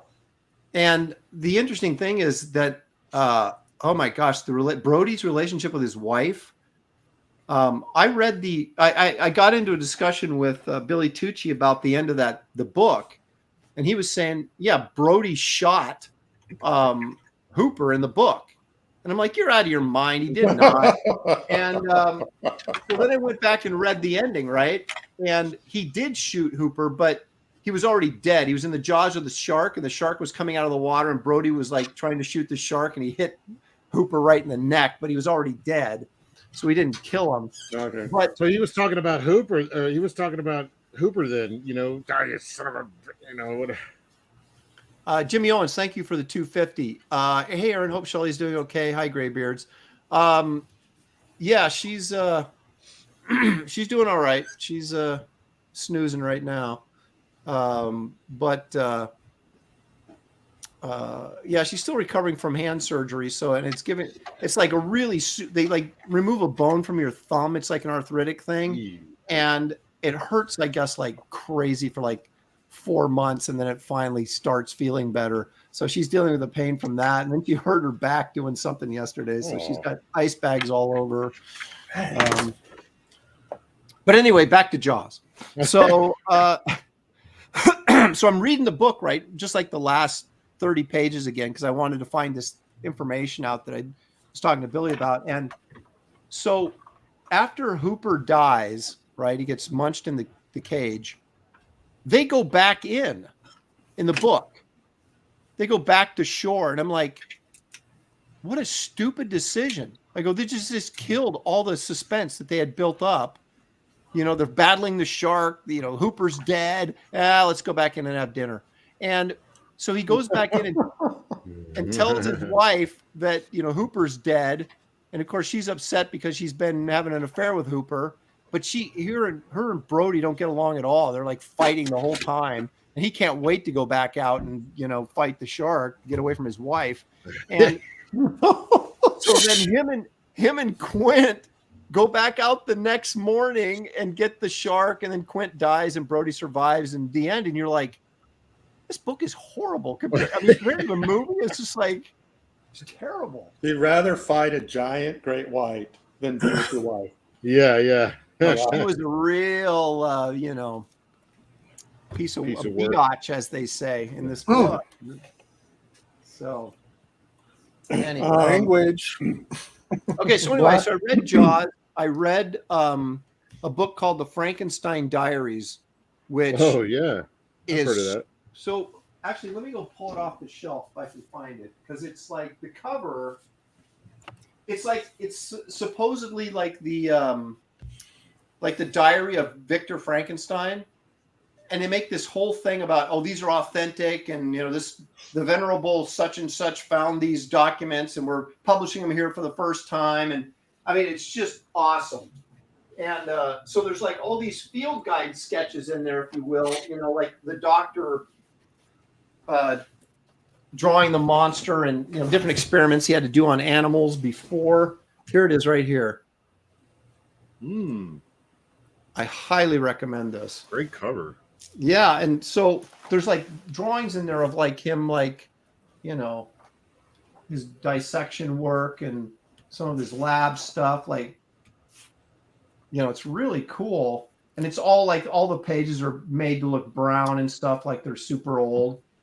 When I was a kid, I was like, oh my gosh, it's real, you know. Look at there's Igor, there's Igor. Ah, neat. And but they play it up like you know, like it's all real, and it's really cool. And the ending is horrifying. So basically, it's like the true story. Look at working on a dog's brain. Look at that gross thing. Like some sort of weird embryo thing he's trying to bring to life. You're not distracting me. Don't even. Yeah, Aaron, it doesn't take much for you to stop drawing. Well, I'm the only one getting distracted. There's some of his drawings of the monster. While you're looking at the book, we got a question from Blackjack. Hey, Aaron, when are you going to have Jimmy Reyes as a guest? Never. Never. Thanks for asking. No, I'm just kidding. I don't know. Does he draw live art? That's kind of like a particular skill. Or is he like me? Is that what you mean? Yeah, we can't have him sitting around like a deadbeat like Gary. That's Gary's job. Yeah. You have to draw like live. Jimmy, you can take over my job in a second. I don't know. It's hard work you're putting in. Yep. Who else So can then come I up? read those two books, and then I got halfway through Jurassic Park and quit. So there you go. There's my novel reading experiences. Did that not work out? Was that like the anime for you? Was you like didn't do anything for you? I was reading it, and it got to this. There's a section in the book where they start going over the genetic code, and he just, for some reasons, I don't know what he was doing, but the author who wrote what's his face, the guy who wrote Jurassic Park, John Crichton. Grisham? Michael Crichton. And they just there was like 10 pages of code. It's just code. Yeah. And you're like, okay, I get it. You know, you could have done that in a paragraph. And so I quit reading right there, and I never picked it up again. So I've read other books, but generally they were in school, you know. Forced reading. Is Yeah, all exactly. I am not. I like to look at pictures.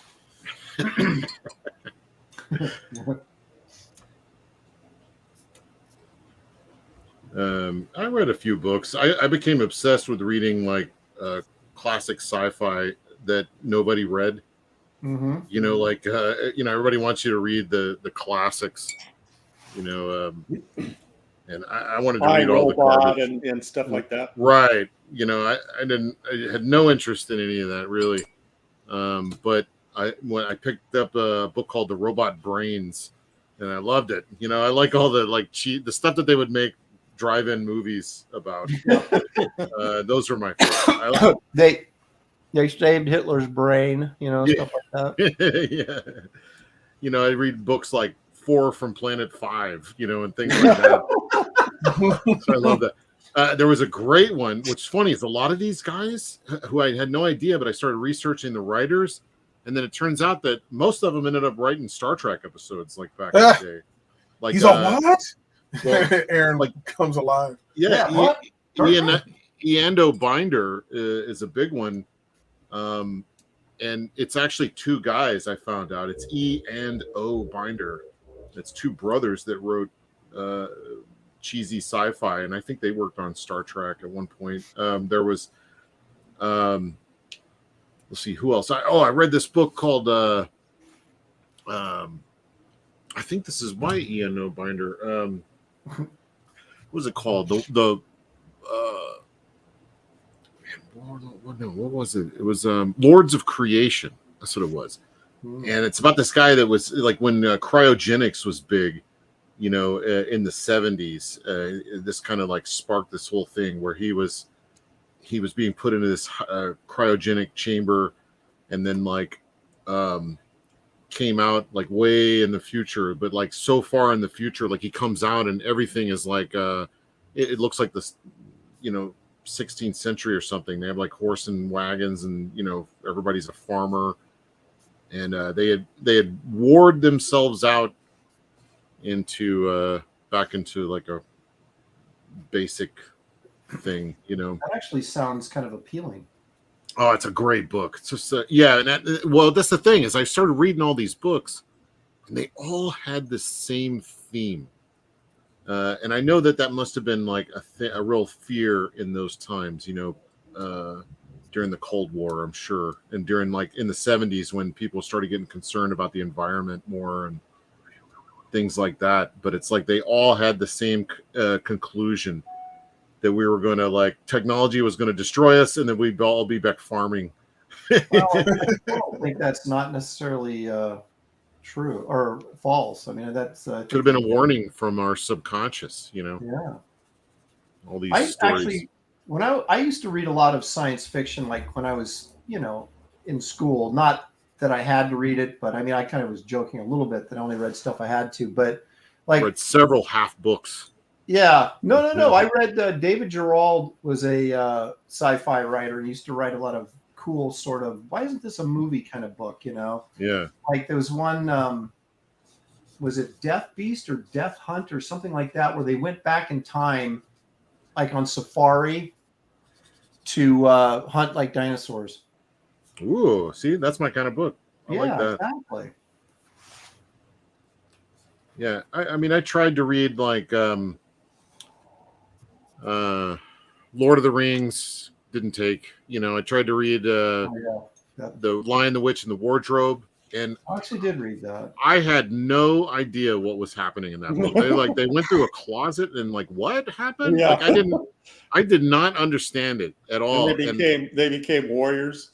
I didn't get it. I'm like, no I don't training. understand what's happening here. I couldn't visualize it at all. As great as C.S. Lewis was, that book was, I don't know that it was all that well written, to be honest with you. I don't want to. Well, it's just the concept of it. I don't think I'd ever seen anything like that. And I'm a very visual person. So like when you're trying to describe what's happening and I have no basis for what it is, I just couldn't. There was like this one part where they're like riding on a rainbow bridge, and or something like that. I'm like, what is this? I don't know what I'm seeing or what I'm supposed to be seeing. It was really weird. I get it now. My visual language is a lot more refined, but back then when I had no idea what the hell he was talking about. Yeah, Kelsey, you're getting beat up in the chat. About what? About your comments about Lion, Witch, and the Wardrobe. Yeah, everybody likes. See, I'm a very simple guy though. Like I didn't read a whole lot either. I'm like Aaron. And so, but I read a book called Hatchet, about a kid who is flying to see his dad in Alaska, and the pilot has a heart attack, and they crash in the middle of the wilderness, and he has to figure out how to survive on his own just with a hatchet that his dad gave him. This sounds like kind of your story. Yeah, exactly. That was probably why I liked it. Like, I want to live out there in the woods with a hatchet. Yeah, so that's I understood that. Like I didn't understand when you start throwing in like really crazy concepts. I don't know. I didn't know what to make of it. I used to read a lot of Edgar Rice Burroughs as a kid, just because of the Frazetta covers. Oh. And you figure, well, if the cover's this good, it must be good. Yeah, I did the same thing with Conan when I saw this. Oh yeah. Conan covers, and I started reading Conan. That's actually what got me back to reading comics again, was the Frazetta Conan covers. Oh yeah. Well, and what you found out was a lot of these books, John Carter of Mars, Conan, they were like from serialized magazine stories, right? So there were a lot of short stories put into a large volume, and because there was one Conan story I remember when he was younger, and I don't know, there was like he got trapped into this cave where there's a bunch of skeletons and stuff, and there was a pack of wolves was hunting him down, but it wasn't like a full length thing. It was just like, That's how he got his sword. Huh? How he got his sword. Yeah, I think that's it. Yeah. But reading like John Carter of Mars, you know, and they break it up into chapters. You know, you like read Princess of Mars or whatever, right? And you can tell it's a serialized magazine story, you know, because it's like you read the first chapter, and then you get to the second chapter, and it sort of repeats what happened in the first chapter, and then kind of moves it along, and then the third chapter repeats what happened. You know what I mean? And it's like there's a cliffhanger at the end of every chapter, you know, because that's how it was set up when those things were originally published, and they just kind of put them all together in one big book, and it reads like a weekly serial or something. Cereal. Not like cereal like we do last year. Cereal. I haven't eaten today. That sounds good. Need some Frankenberry.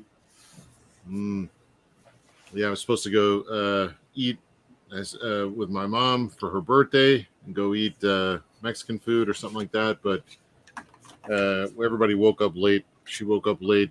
I woke up late. So we're like, okay, new plan. Let's just get takeout. That sounds good. But I'm not sure what that has to do with anything we were just talking about, but maybe you can tie it in. I don't know. What were we talking about? I wasn't listening. I wasn't paying attention. He's talking about it again. It sure doesn't take much just to change the conversation to food. Oh yeah, food. That's what it was. Yeah. Yeah. I'm sitting there thinking about what I'm going to eat. Thinking about like getting a Philly cheesesteak. Sounds good. You can't have a Philly cheesesteak in the bayou. Do they even make them out there? Sure. There's like a restaurant that has something like that. It's called a po' boy here, I think. Yeah, there you go. Boy. Oh boy sandwich. It's a Philly po' boy. I actually had a Philly cheesesteak in Philadelphia once. Whoa, Just so I could say I did. fancy pants. Dude, any local cheesesteak restaurants, sandwich shops compare? Okay, you want to say that in English? Yes. How do you compare English non-Philadelphia cheesesteak? I don't know. I've never had a Philly one. So yeah, but how would you do it, Aaron? Like, would you? Cheesesteak, not cheesecake. Yeah, I know. Yes, I corrected myself. Okay, thank you. Well, Now you I know want what they cheesesteak. say? They say that the Philly cheesesteaks, the way they make them in Philadelphia, is they actually put what's that crappy Cheese Whiz crap on there Yeah. Oh yeah, right. instead of like real Cheese cheese. Whiz. Yeah, like Cheese Whiz or something is how Yeah. you're supposed to make those. And I'm like, yeah, that ain't the way I'm eating it. Because it melts really well. They had an open air market. I want to say I was with Ron Mars or somebody from CrossGen. We were out kind of walking around. We were at a show in Philly, the Wizard show in Philadelphia, and so we got to walk around. And you know, because there's parts in Philadelphia that are like super historic, right? You know, obviously, where they signed the Declaration of Independence Hall and things like that, Liberty Bell. And just a lot of like old town areas that were like, oh yeah, that's where George Washington slept, but he literally slept there. Mhm. And so they had this open air market thing where you could go in there and they'd had like Philly cheesesteaks and stuff. And so they had, you know, the meat and stuff was all, you know, they're frying it up or grilling it up on these big grills with, you know, sauteed onions and grilled onions. And oh my gosh. yeah, it was good. Can we quit talking about food? Yeah, please. I'm losing focus. There's a new It's all part cheesesteak. of my plan, Kelsey. Yeah, I see that. New cheesesteak joint in Vancouver that I haven't tried yet. So now I'm motivated. I would go around and everywhere I went, I would get a Reuben sandwich, which is like my favorite sandwich. And I would try one like every city I went to. And do that with the Philly, yeah. Except I for in gotta Philly. tell you, there's a place here in Portland that had the best Reuben sandwiches I've ever had, which is really bizarre. That it would be. What's a Reuben? Refresh our memory. Was that Thousand Island and Yeah, you got Thousand Island sauce, you got corned beef, Swiss cheese on a That all sounds Man, didn't I just say, can we talk about something else? like on and rye? sauerkraut on like dark rye. You And mother. Some people use pastrami, but that's David's not- hand is shaking. Gary, do you know where the Buffalo Gap is down on the landing?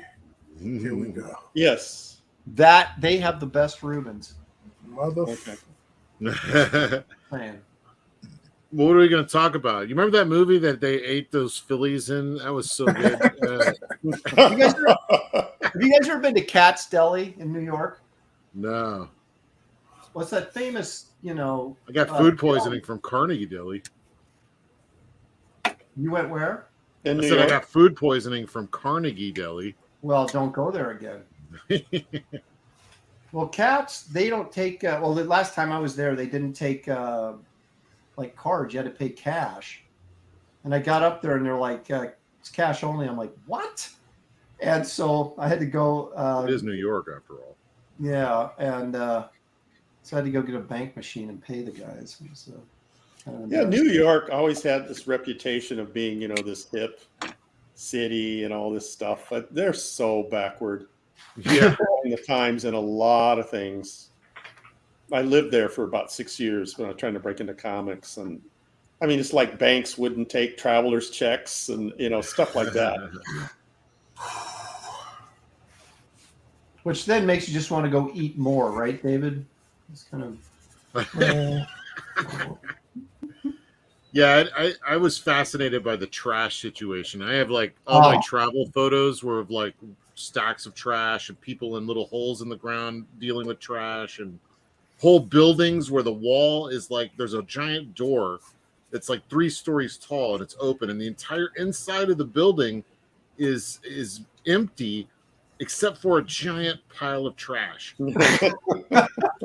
Like they had gutted the building and then filled it with trash. It's amazing how there's just like, it's like, do they ever pick up the trash here? Because there are literally bags stacked everywhere. Yeah. Well, they're always having strikes, transit strikes and that's Gotham City. Garbage strikes. Yeah. Gotham City, yeah.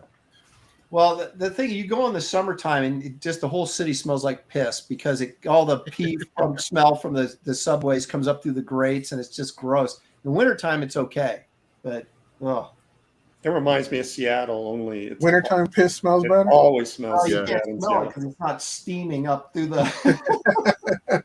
Seattle smells like piss also. Yeah. Crazy. Urine steam. Yeah. Urine steam. Dude, I'm not going after what they did in their summer of love up there. I'm never going to Seattle again. Piss me off. You can't even. You can allow that kind of crap to go on, and I got no. So I've never been to Emerald City since that time, and I will never go again. Yeah, I am not a fan of Seattle. I've boycotted it now. Yeah, I don't know if I've ever been to Seattle. I lived in Portland or around Portland for a minute, but and then I've been to where Gary's at over in Vancouver, just across the river, right? Yeah. But that's about as far as it went. I don't think I ever made it to Seattle. You're not missing much. Well, I did it at that logging camp 49 or whatever it was. Yeah. So Yeah. that was in Washington, right? That wasn't, or is that in Oregon? I believe that's Washington. There's a couple of those around. Oh, okay. Yeah. Like plate size flapjacks and that kind of food. Well, this one was like a real logging here we camp. go. They had like old equipment outside, Yeah. It was Yeah. They all like that? Well, those types Nice. of lumberjack restaurants. Lumberjack restaurants. Yeah. Where's the one over by if you're heading towards the coast that has like Paul Bunyan and Babe? They have the huge statue or whatever of Paul Bunyan and Babe. If you go, You talking about Fargo? It's in the movie Fargo, yes. there's something like that. It wasn't in Fargo. It was a different city. On the way to the Oregon coast. Oh, okay. Yeah. That's no longer there. Geek Avenger for $2 says, "Boo, Seattle hate." Yeah, he lives up in Washington, but he's not in Seattle. Yeah, but Portland, Beautiful loves country, though. Seattle. God, it's so beautiful out there, though. It's really a shame. I love it there. I used to want to have like a riverboat, just like go down the Columbia River.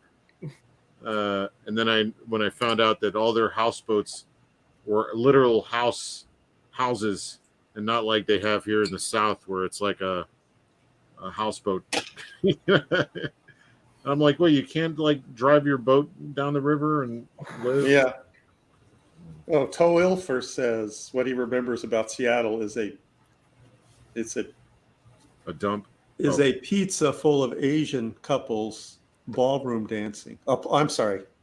It was scrolling. A plaza full of Asian couples. A pizza full That's of different than a pizza full of Asian couples.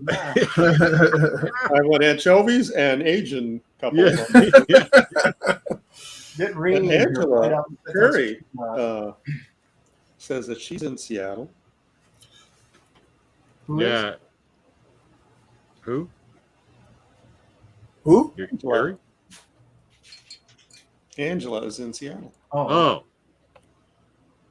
That's all we wanted, Gary. Just clarification. That's all. You don't have to get upset. Yeah, Noemsky says that the sunshine in the region is a deal breaker. Yeah, I I can't argue with that. Yeah, Duck Bacon says, if only Seattle had a strict mayor like Ted Wheeler. What a joke. Yeah. You know, It's hard to read the chat when it's scrolling, so you people stop typing when I'm reading. You gotta make a new rule. You can No stop typing it. in the chat when I'm reading. Gary's dropping some new rules. Gary, you could stop it, you know. You have control over your little window. That's true. That's funny. Don't blame Yeah, the that's people. true. Don't blame the people. I have to. I gotta blame somebody. Oh. You know, I might be farther along if I didn't have to redraw this, but you know. And if I I'd be hadn't further brought along that- if I didn't suck. Well, yeah, but that goes without saying. If I hadn't brought out that Frankenstein book, I'd be much farther along. Yeah, we invented a new thing. Petey Ma. Pizza full of Asians. I'm gonna ask Rini if that's a thing or not. She's Polish. What's she doing Well, with Asians? Well, she's half Asian though. Oh. I couldn't tell. Are you serious? Never. Never am I serious. How dare you? Suckered me into that one. All right. Uh-oh, I'm starting to see what David is going for here. You guys are in trouble. Oh yeah. Uh-oh. Well, give me 6 months. I'll beat him. Aaron's doing.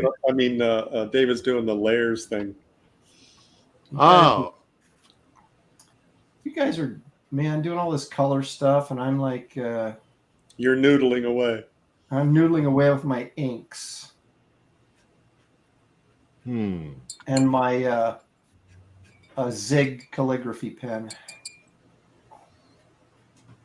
Mm-hmm. Mm-hmm. But I do You're think like- it's important to note that I'm not feeling well, so that could affect my performance. Oh, Here. that's right. We forgot. Saying. Well, I the same feel way. awful. Until this works out, I'm going to Yeah. feel like crap. So Yeah. right now, it looks like Aaron threw up all over my paper. Don't put it past me yet. I think I'm going to take a break. Break. Yeah, he's like, yeah. Oh, I hear the rapper. I gotta get a little Yeah. food. I need some nourishment, man. Sometimes it's good. No, this is my cigarette nourishment. That's what I knew it. Well, sometimes you got to sit back, let the paint dry, have a good think. Yeah. Yeah. Right. Death Metal Hero Oh, says. nicotine. Death Metal Hero says. Okay, hold on a second. I gotta hit the scroll bar. I start scrolling again. I'm typing people. It's Jeez. like trying to read a moving target. Where'd it go? I'm not feeling well, quote unquote, covers a multitude of sins. Yeah, well, you know. No, don't. What do you mean? I'm just saying, you know, I was honest up front, you know. Tell everybody I'm playing hurt, let you know. Even though this is, you know, something that should be in my wheelhouse. Yep, you are playing hurt. Aaron, were you sick last week? No. Oh, give me a Damn. He walked into that. No. Shots fired. That was awesome. The way you answered that. No. Well, as I started to answer, I realized you were taking a shot at me, so I was like, kind of caught it halfway. I thought we were friends. My Frankenberry last week was top notch, baby. Art Vandelay says that Minotaur should have his own comic and fight David's Talos. Yeah. I'd like Well, to see they that. are fighting currently right now. I think David's is winning. Well, wait a minute. What are you? So you're doing your sort of like a sepia monochromatic thing there, and you're going to drop in some highlights. What are you doing there? Yeah, I'm plan? hoping to have him mostly in the shadow of the rock, and then I'm going to hit bits that are coming out into the light with the brighter color, and I'm probably have to build up more of these shadows and stuff to really sell that he's back there. So I don't know. Never done this before. Figuring it out as I go. Well, you Wish me luck, guys. Yeah, you're going to get brownie points for you know, being artistic. Quit saying food stuff. Brownie points. He's thinking brownie. Oh my gosh, I went to. Do you guys have Trader Joe's? So you started it all over again. What? I was in there, and they had like this little 8-pack of brownies that had like sea salt on them. Oh my gosh, they're so that good. sounds good. Trader Joe's baked goods are amazing. Yeah, and they're not like these huge. You know, if you go to a regular store, it's like, here, 20 muffins. You're like, okay, I don't want to eat all of those. But if I can just have like a little sampler to kind of, you know, you don't feel quite so guilty.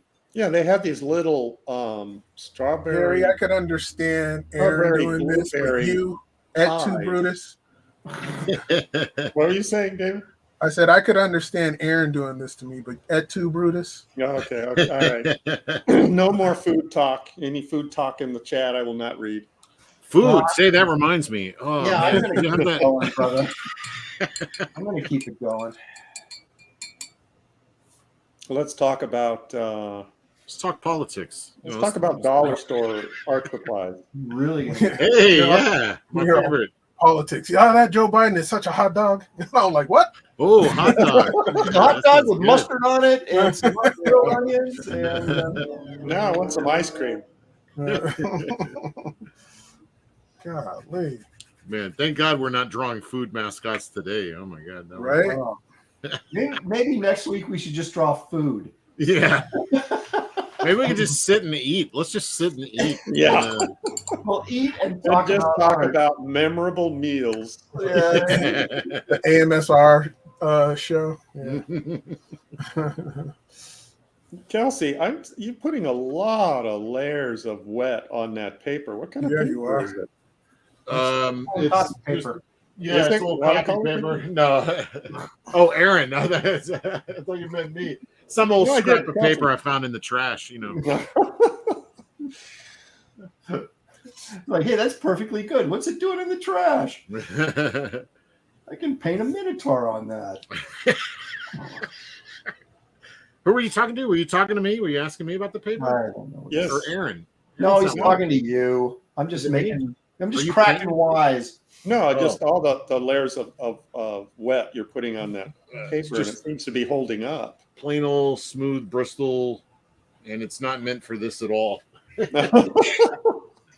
No, it's picking up paper right here. I found that if I do it really fast, and honestly, when I was doing this this thing, where is it?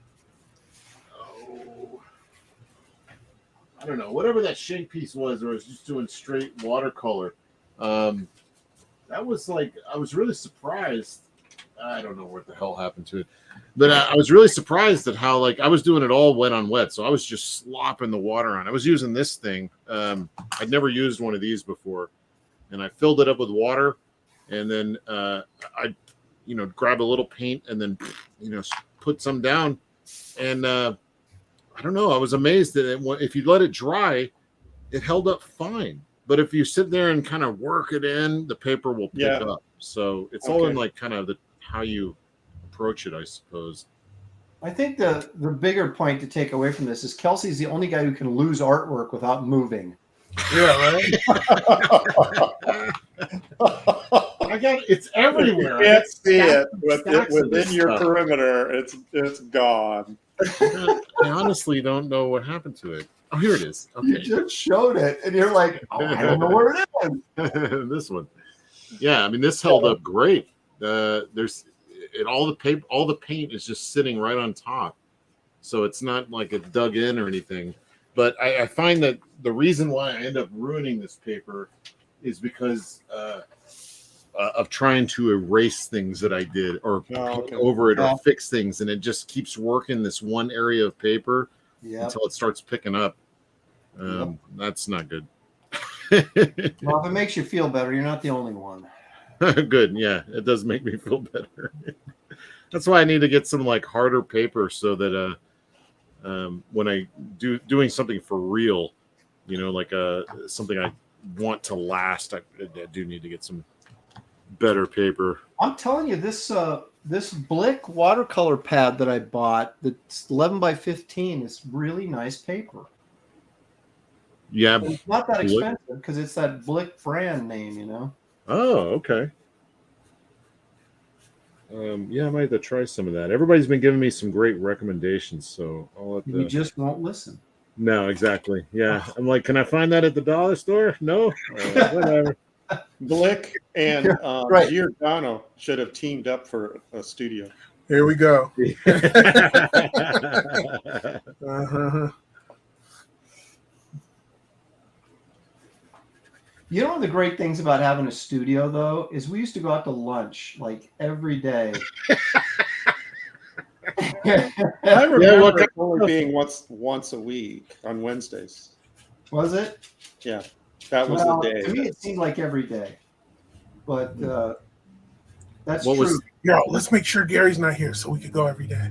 Yeah, we'd go out to lunch, and Aaron would mock me on how I ordered my food. Okay. Get a load of this. No, seriously. Listen to this. We go into a Chinese restaurant, and he orders whatever dish he orders, and he says, but I only want lo mein. It was lo mein. Lo mein. He goes, but I only want half the vegetables. No. I said no vegetables. And I laughed at him. I said, Gary, this is a Chinese restaurant. Half the food is vegetables. Yeah. So they'd bring him back the plate, and it was stocked full of vegetables. And he's just like, you don't go to it's like, I'd like a burrito, please, but no beans. Yeah. Or tortillas. I just wanted the noodles. I didn't want the vegetables. Well, you didn't get it. No, I didn't get it. They were like, we don't know how to do this thing that you're asking. I go, what do you mean no veg? She just looked at him like, what are you talking about? I'll have the vegetable platter with no vegetables, please. Yeah, exactly. But out of the whole group we were with, only Aaron had a problem with me ordering lo mein with no vegetables. No, they all had a problem. They just didn't tell you. Yeah, you're probably right. It's like, you don't. Oh, I thought that was funny. See, you still have a beef about that, don't you? Well, I can't believe you would have actually offered to bring you a Chinese dish without any vegetables in it. That's how they make their money. They fill half the plate with vegetables, so they don't have to give you the. I just wanted to continue my strict no vegetable lifestyle. Oh yeah. Yeah. Citizen Ronan says, "Crazy round guy What's just noodle?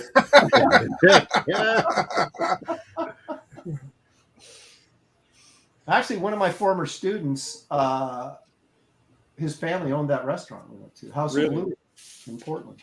I don't know. Oh, that's why you were upset. You said, "You're embarrassing me." Yeah. So did you know that the people in there? Well, I knew their son, who was Steve Louis, who was Was he there? Yeah, I don't remember that part. because he worked. He worked there. I don't know what he was. I mean, he took my comic art drawing class at the art school. The there. Y, or Huh? no, at the Y. Yeah, well, that was the question. I had no business teaching this class, but I did it anyway.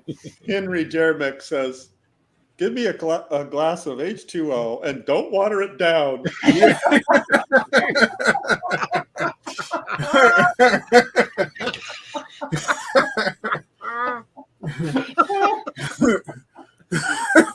Oh, jeez. I gotta stop painting for a minute. Oh, God. easy on the wall. You got the H2O there, will you, pal? Oh, gosh. Well, you know. Gary had a way about him. Well, so that's, a little piece to the puzzle is that there was somebody in there that you knew that you thought I was embarrassing, or I was embarrassing you for being in your Oh, group. no, he wasn't taking the order. It's not like he was taking. I mean, the that's the order. reason why I brought it up, because I knew you hadn't let it go yet. Oh, I'll never let it go. I'll never be over Macho Grande. But I still do that. If I order lo mein, I tell them, Do you ever get it without vegetables? Oh yeah. Okay, well, apparently not at the House of Louis. You don't. No, they didn't care. No, they're like whatever. Yeah. Can I have the beef broccoli without the broccoli, please? Yeah. No, it doesn't. Yeah, Extra it's not beef, lo please. mein with vegetables. They just put vegetables in it. I just wanted the lo mein. It's not a crime. You didn't get it. I just wanted the lo mein. What comes in lo mein? Well, they have, those weird Chinese vegetables that you can't identify. Weird Chinese like- secret. like onions or like It's so weird. Bok choy and okay. stuff like that. Water chestnuts. Yeah. Roasting on an open fire. Oh. You know, the one thing I discovered about going to when I worked at the art farm back when I was doing commercial art, we used to go out to this Chinese restaurant, actually right up by where you used to live, Gary, back on Barber. There was a Chinese restaurant right there. We went to lunch there once. Oh, yeah, okay. But I discovered Qingtao beer. So we'd always have like a Qingtao beer when we went in there with... sounds like a racial slur. Yeah, it was. That's what it was. And then when I was in LA, I discovered Corona beer. So I'm not saying there's anything ethnic involved with it. I'm just saying that's the way it was. I didn't know, Aaron. I didn't remember you being a beer drinker. Well, I'm not, but I would just occasionally. What? When I was in college, You discovered all these great beers, but you don't drink it. Well, I really don't. When I was in college, they had the Corona night at the USC Tavern, which was like, the UV Tavern. It was University Village. It was right across the street from SC, and they would have $1 Corona night every Wednesday night. So we would go on Wednesday nights and have a Corona, and that was about the extent of my drinking. And then Jim Smith, the guy who ran the art farm, the commercial art studio, we would go to lunch. You got to try one of these Qingtaos. So I would try one every once in a while, but it wasn't like I stopped going to a local bar in Portland because they have a Bud Light night. Yeah, they're giving them away now. You got a Super Otherwise known as Ladies' Night, right? chat. Yeah. Manly ladies night. Geek Avenger for 5. Thanks, man. We had a place in the Sodo district called Yummy Yummy Teriyaki, except the food was so awful we started calling it Yummy Kitty. Oh, damn. Yet you continued to eat there. Right. Well, it was cheap, right? So sometimes you just got to. There used to be so many more cats in this neighborhood. Disavow. No, we don't. No, I'm not going to say that. We don't want. I'm not going to say that. Did the filter kick in? Yeah, just in the nick of time. And I was like, Aaron, close your mouth now. Okay, what's the time situation, Aaron? 15 minutes. 17 minutes, actually, if you want to be exact. I better get my butt in gear. Oh, I want to show you this other book I have, though. Well, finish telling your food story first. Well, no, I was just going to say there used to be, Northwest Portland, there used to be a great spot, kind of a hipster place where there was a lot of good eats. And now it's just like a nightmare of like homeless camps and needles and crap all over the place. It all starts with hipsters. Yep. It all starts with bad government. I don't know if they're listening right now, but coming to get you, Ralph Phillips. You know who Ralph Phillips is, you guys? No. They're coming to get you, Ralph Phillips. Bugs Bunny cartoons. Oh. Chuck Jones cartoon. That kid that would daydream all the time. Oh, yeah. Mm-hmm. He'd be in class like daydreaming. He'd be That's looking right. at the fish in the aquarium, and then he would daydream that he's like this deep sea diver, and he'd That was fight great. this- That was a great episode. That was a good Yeah, one. those were great. Was he the same kid that was watching cartoons in that one, and he was trying to explain to like the other kid, what? No, Oh, never mind. no. Kelsey, come on. No, Kelsey. No. Stop. Kelsey, you're on timeout for 5 minutes. Yeah. No, there was this great one where he got sent to the principal office, and he imagined that he was in his jail cell on death row, and so he's in prison, and all these guys are going, "They're coming to get you, Ralph Phillips. They're coming to get you." And then they'd walk him to the electric chair, which was where he was. That was. They would never do cartoons like that now. No. It was so good, though. Well, those Looney Tunes were not made for kids necessarily. They ran those things in between features at movie houses back in the day, right? Yeah, yeah. But there's nothing like that stuff, and you can't even get it. You have to buy like the DVD collections now to get that stuff. Right. Yeah. Yeah, I better get it now. Even bootleg versions of it just to get the uncensored ones. Right. Did you guys ever? There's one out there. I don't know if it's still available or not. I can't imagine in this climate that it is. But they had like all the racist ones. Yeah, I got those. Oh wow. Yeah, and a lot of them are like World War II Germany things with Nazis and stuff. And is that how they advertised it? Get all the racist episodes. What did they? I don't know, David. How do they classify those? I can't even remember. Forbidden banned. Banned. That's it. And what was? God, there was a couple where Bugs Bunny was down south with Yosemite Sam. Oh my gosh! Those were crazy good. Yeah, they're funny as hell. Yeah. But yeah, they've eliminated, and we used to be able to watch those on Saturday morning, not think anything of it. And then, not anymore. Never once have I thought about dropping an anvil on someone, so it didn't make me a racist. No.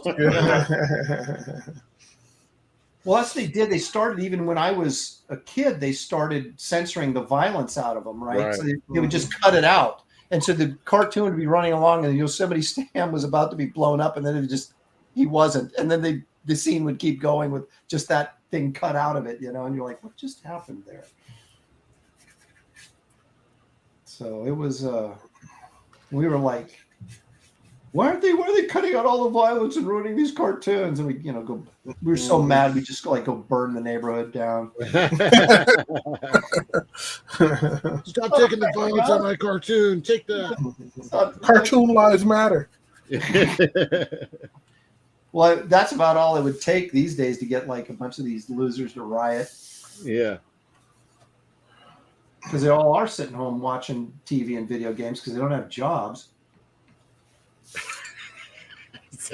This is the Graybeard's show. Get a job, you hippie. Yeah, Get off my lawn. Oh. Yeah. Last night on the professionals, I'm not going to repeat what he said, but Art Taber was on some pain meds. Uh-oh. Oh boy. And how he dropped a few that were pain meds. Sure. Yeah. He warned us. He goes, "I'm kind of medicated." We're like, "That's all right, Art." Let her rip. Yeah. Tell us how you truly feel. Well, let's just say they weren't racial. They were sexual. Sexist. In not sexist, but sexual terminology you wouldn't use today because it would be found offensive. Kelsey, check out the camera. Check out the camera. Oh yeah, there you go. The back door. Once you open it, there's a big cliff that falls down into a pile of dead hippies. Apparently, the story behind that sign is that there was a store owner in what was that upstate New York concert? Woodstock. Woodstock, yeah. Yeah, he was a store owner in Woodstock, and that's the origin of that sign. It's pretty funny. What did it say? I didn't see it. Hippies use the back door. In more ways. No exceptions. Yeah. No shirt, no shoes, no service. Yeah, was that what that was born out of? The hippie movement? No shirt, no shoes, no service, because all these hippies Gotta are walking be. around. Yeah. They used to, when I was a kid, they had those signs in restaurants. When I was same here. Even 70s. Yeah, still a thing. Hold on a second. Paul Brillhart is asking: is it true that R.T. Bear blue lined the Declaration of Independence and kept He didn't want to ink on the parchment, so he blue lined it. And,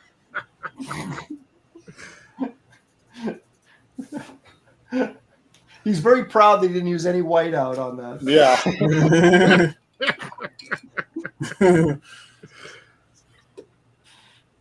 Classic Art. He's a good-natured old guy. Petey Ma is wishing that all the Graybeards would visit the New York or New Jersey Comic Cons. He says he'd love to meet us. Well, just convince them to. Yeah, it would never happen. Pay our way. It would never happen. Put the bill, and we'll be there. Well, that's the thing. A lot of these guys in the Comicscape movement are all East Coasters, right? So they're just constantly going up and down the East Coast doing these cons. And like, why aren't you coming, Aaron? I'm like, because it's like a 3,000-mile flight, and I'm not getting on a plane. And Shelly's in the chat. oh, is she? She's like, will you be quiet? I can't. Yeah. Yeah, I don't. I'd go. My only. Just don't attack me. Don't try to kill me or rob me or any of that stuff. Don't lay hands on me while I'm touristing. Yeah, and we'll be. I might visit. No, I'm not going back to New York until they get until they actually start enforcing criminal law. Because it's like it's going back to being worse than before Giuliani was there, And it's like, geez, why does anybody think this is a good idea? I don't get it. But you can always go to Cat's Deli when you're in New York because they They don't take cards. They don't. So bring your cash. But man, they You know, you get like a pastrami and A Swiss mountain of pastrami on the side. on rye. Holy crap! It's just like these huge sandwiches, man. It's just They put awesome. vegetables on everything. So Yeah, you have to ask them. You go, I want that.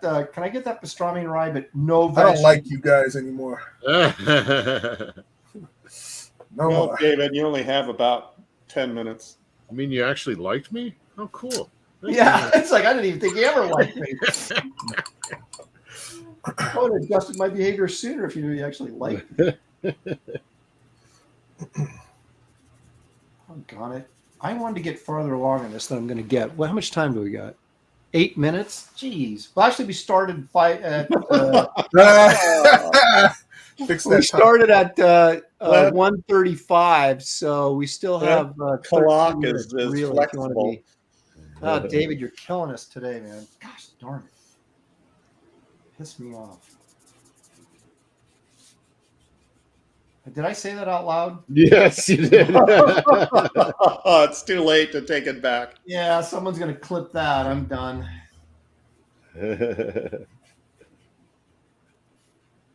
Well, do I get credit for the Ymir I did on the back of this, too?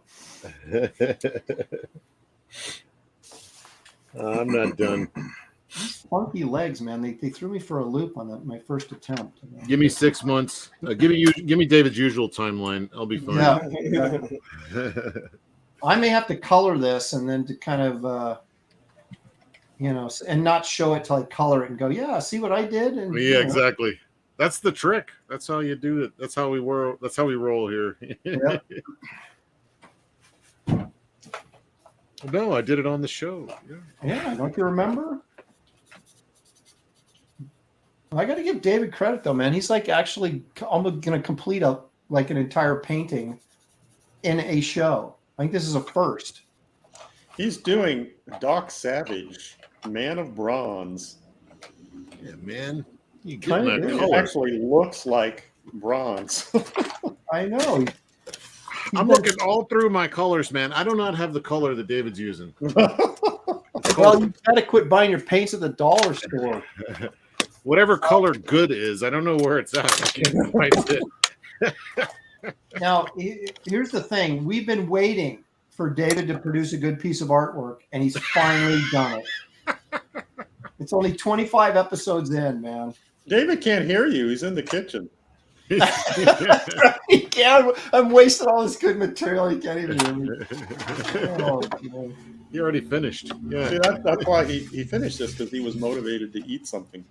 He's leaving early. He's really mocking us, Kelsey. Yeah, I see that. I'm going to go full color, and I'm going to finish early and go get a sandwich while you guys are still toiling away with your black and white drawings. Well, at least you got color. Well, it's Sort kind of a muddy color. Yeah. Again, give me 6 months. We'll work things out. Oh, man. I might become a better artist. Yeah, yeah. Give me a chance to be a better artist. Then we'll talk. And then I'll finish it. Then I'll win. Yeah.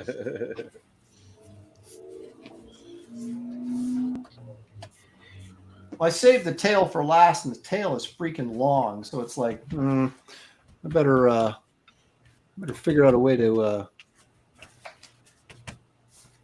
You got 5 minutes on that tail, buddy. Yeah, I know. Oh I'm gosh. gonna scale it up too.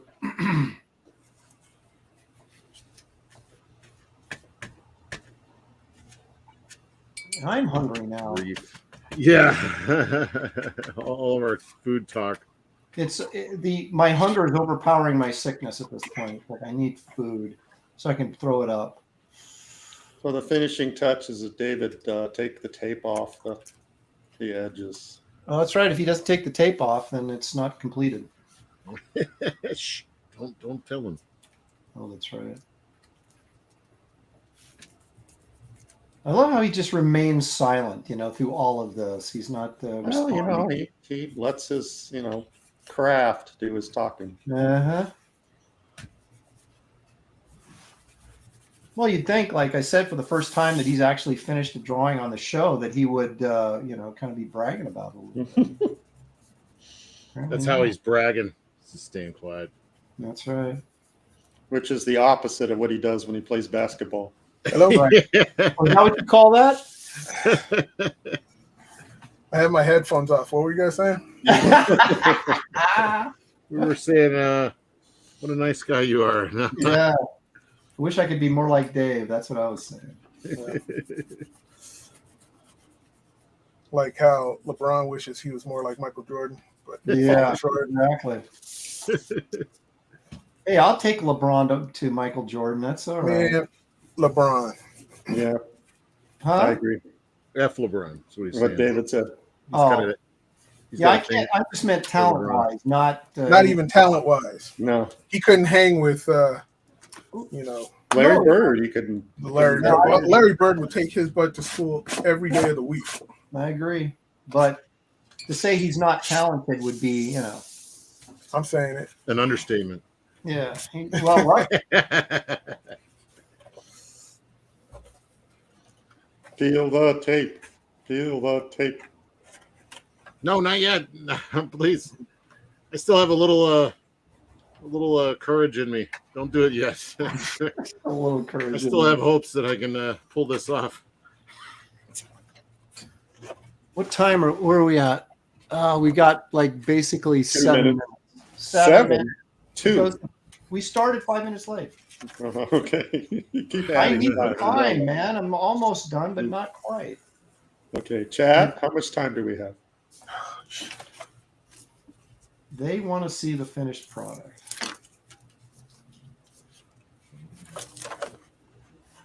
I should get extra bonus time because you guys made me get that Frankenstein book out. Oh, yeah, we did. Is that us? Yeah, we did that. Got me talking about Jaws, and then I got distracted. Aaron, if you don't get that Frankenstein book, I won't like you anymore.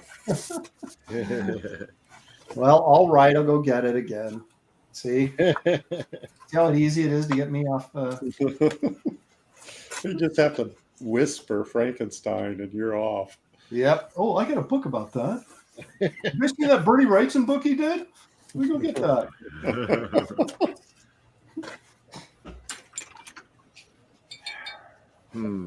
Okay, so I've got. We got 6 minutes. That gives me a little bit of time to kind of put a little 6 minutes. Go the other direction. 6 minutes doesn't Oh, feel man. so long. We got 20 minutes left. That's great. Almost done.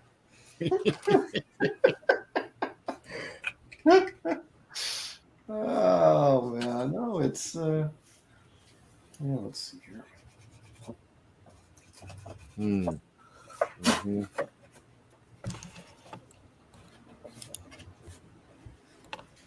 All right, so wait a minute. How long ago do we have Rainey? Was that just 2 weeks ago? Yeah. Okay, so we got one more show, then we're going to try and get another guest in here. I'll try and get Kelly Jones, see if he'll do it. Nice. Yeah, I've never seen. Is there any video of him drawing? I don't think I've ever seen Kelly Jones draw before. That'll be really.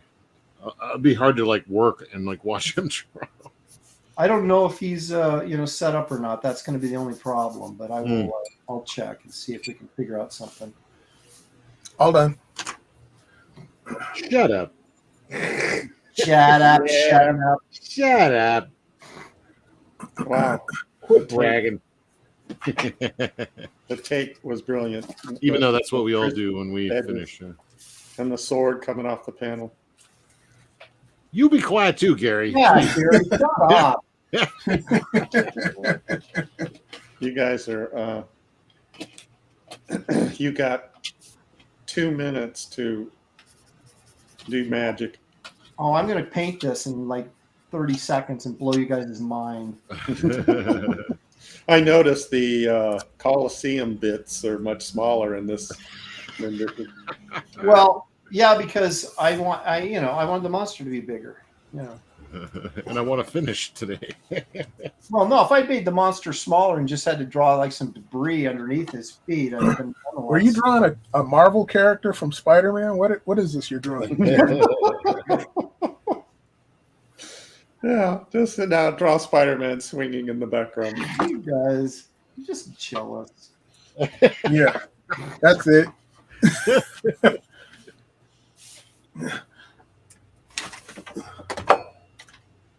So Aaron's thinking, if I just rough up this, Coliseum part. It'll be a masterpiece. Will you shut up and quit ruining my technique? Let everybody know the truth.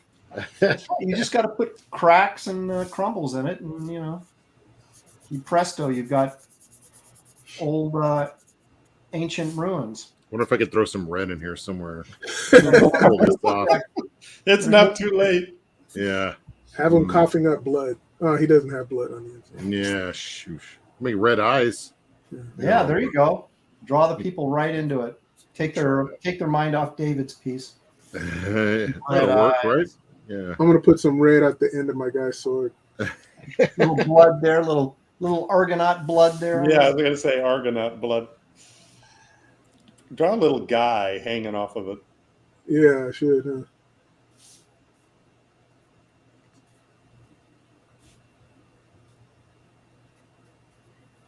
Yeah, this is not the best Coliseum I've ever done. In fact, I've never done the Coliseum. I was about to say, how many Coliseums do you got in your repertoire? Yeah, show us a better one.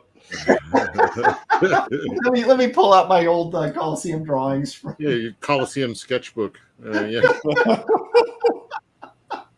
When you were doing that book called Coliseum. Yeah. I was way better at these back then. Yeah, it was a coffee table book. Illustrations of the Coliseum by Aaron Lopresti. Yeah. Like 120. Sell them at the gift shops in the Coliseum. That's Yeah. right. Huge moneymaker in Rome. Oh.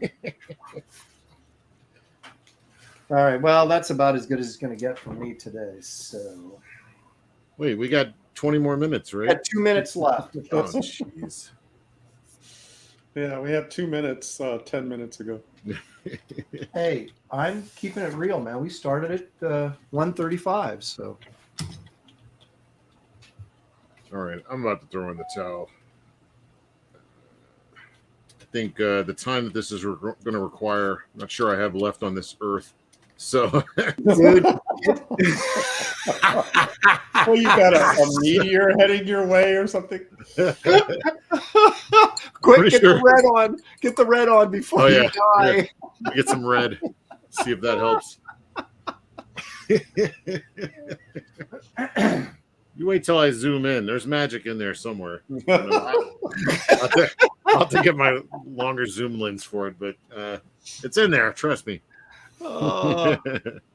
See, my artwork is the opposite. The further away, the better it looks. Yeah.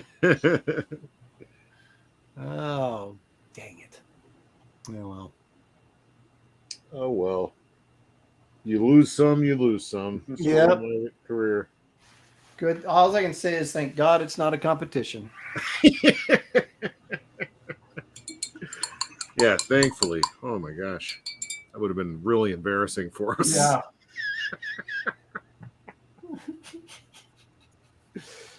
Yeah. Kelsey, it's no one wants to hear the words Kelsey, last place. You don't want to hear that. So it's Paul Taylor says, Fairly used to it at this point. in the chat says, get some victory food, David. Right? Yeah. I guess we already see the outcome of this. So. yeah, I think everybody's already made up their mind about see, that's the thing I don't like about the chat. They're always trying to turn this into a competition. We're just all friends here. It's just. Yeah, sad to say, Aaron, even I'm getting votes in this one.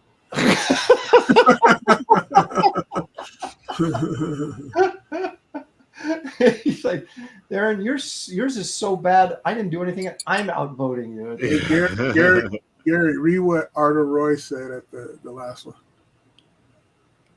D put the whams on you. I just wanted a pimp to read it. The whams. Oh my gosh. I think we're done, aren't we? What Yeah. time is it? I mean, I can keep working on this, but I don't you think it's said going to done. get any better. Yeah. Yeah, you're done when you lay your pen down. I signed it already, and here I am working on it some more. It's like, what the heck? All right. Forget. I ain't signing this. Oh, wow. This really is going back. He found the paper in the trash. It's going right back in there. Yeah, exactly. Oh, all righty. I actually like that, Kelsey. I don't know. Yeah, if I had some, it looks a little dark. It's got to dry. Give it some time. You've been Yeah. slopping paint on that thing. There we go. Put more light on it. All right. Yeah. Paul Taylor said pencils down. Let me put some more light on there. I'll go first because if I'm the only one that people see, then that I'll have first place at least for a few seconds. Wow. I don't Someone know. said that is really good. Yeah, that's much more impressive up close. Yes. Yeah.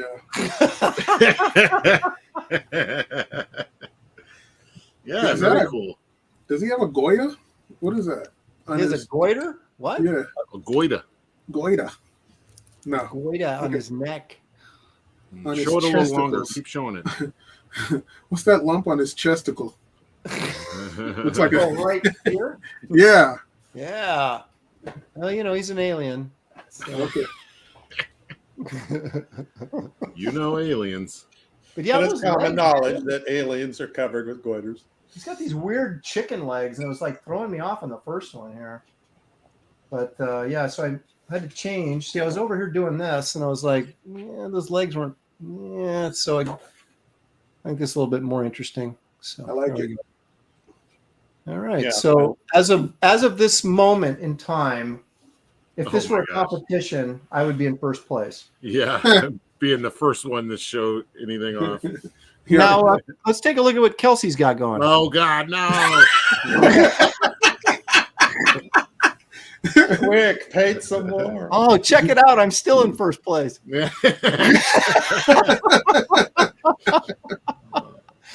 all my light is shiny on it, but you can see what at least I was trying to do. Perhaps. Yeah, it's got some storytelling action going. Yeah, very nice. That whiff of smoke. Yeah. Good. Keep working on that. I'll bet you turn that into something really nice. You just haven't. You don't have enough time. That's the only thing. Is that what you tell, when you're doing critiques at shows to kids? Keep working on it. Keep working on it. It might get better. No. Okay, so Art of Roy wants. You want characters' names? Okay, mine is the Ymir or Ymir. Ymir. Kelsey, who is this? It's the I don't know. I forgot already. Minotaur. Minotaur, Minotaur, I think. Or something like Minotaur. that. Right? Okay. I'm so thrown off by my crappy art. I can't think straight. Look at Paul Taylor says, in a class of one, Aaron is winning. Thanks a lot, Paul. Jeez. The Green Laser says on mine, that's an alien about to burst out of his chest. It could be. He's 20 million miles from Earth, so he All could right, have get got. me off the screen, please. No. We're just warming up to yours. Ninja wants to know, is that a giant block falling on him? Yes, it is. That's what. Yeah, from the movie, that's what crushed him. And I was just trying to tell the rest of the story. It didn't kill him. He's back up, ready to fight. I see. So you know what you could have done here, and what you still can do. I could have drawn it better. Well, other than that, you could have. No, I'm kidding. You could put some red in that reflective shadow underneath him there, instead of just the Up yellow. here? No, down underneath. Oh, on there. here? Yeah, in that red. Yeah, right? yeah. See, that'll get you your red in there. I got his look at his red eyes. He's there's red. I think like you should, dude. I think you should finish that. I think you got something there. You just not finished with it yet. All right. I'll mess with it. If I can't make something out of it in the next 20 minutes, then I'm throwing it away. Multi-Revelator says, great lighting effect. See? Yeah, thanks. Yeah, that. I'm sorry. There's a Red Bull ad. The reflective light in that is cool, I have to admit. Yeah, thanks. Yeah, we there could be something to happen to it. I don't know. I got a lot of other work to do. I don't know. We'll see. All right, here we go. Here's David Williams, who we all know did a fantastic job. That hurts. Look at that. It's all shiny and stuff. Look at that. That hurts. Damn, that's good. I like how you had him gird up his loins there. Yeah, I did that. That's what the reference was. Oh, Wow. I might Chris have to Thacker- bid on that in the auction. Chris Yeah. Thacker says $50 Chris Kelsey is already confirmed. starting the action. $50. You take it from me right now. You can have it. I might have to see it again. Henry Jeremick says 3-way tie. They are all great. See, that's the kind of guy I like. He said, but then Liar. Skull comes right behind him and says David wins. You're like, get out of here with that. This isn't That's a the kind of guy I like. A liar. Yeah. Yeah, that's right. Nomadaman says fantastic. Yeah, that is fantastic. Real done. Well done. Oh, look at Paul Taylor's giving a little criticism there. He says, "Oh, you didn't draw his feet, Rob Liefeld." Oh, take it back. I think he has a foot fetish. Marcus Killergo, David won. Sorry, it's not a competition, Marcus. Don't be starting to bring that stuff in. Now that's a tremendous piece. Not, of course, 11 by 17, right? No, this is larger than 11. Oh, then that's second place then, right? Like, Can you hold that 18 by 12. Can you hold that up to the camera a little closer so we can see what you're doing with your watercolor? Look at all I see is your camera boom. I'm sorry. Hold on. I'm trying to block the light. Now, is this gouache? Yes, it is. Wow. I like that. It's funny because you get up close and it's pretty loose, but you pull back a little bit and it kind of really comes together as kind of shiny metal. Yeah. You got the impressionistic thing going there. Yeah, I really like that. It's like mine. When you look at it in a dark room, it's brilliant. Well, let's compare. There we go. There's Kelsey's. And hey, look, wait. Look. Check it out. Let me turn this light out. There you go. Perfect. Wait, there we go. Yeah. There you go. That's actually cool. It's better. That's actually cool. Wow. There you go. That is actually kind of cool. That was actually cool. All right, you get me off. I was just making a joke. See David again. I'll burn it if you don't give it. Take that camera off me or I'll burn it. I'll kill everyone in here. Very cool. Yeah. Are you gonna paint yours later, Aaron? I got to now after you did. I can't compete unless I put some color on here. There you go. You heard that, everybody? You can't compete. Did I say that out loud? Chris Thacker says $100 both losers confirmed. So I guess we split that 50-50. Kelsey. All right. Paul Taylor says Kelsey's trying out his wood burning skills now. All right. Well, gentlemen, this was a good time had by all. Was it?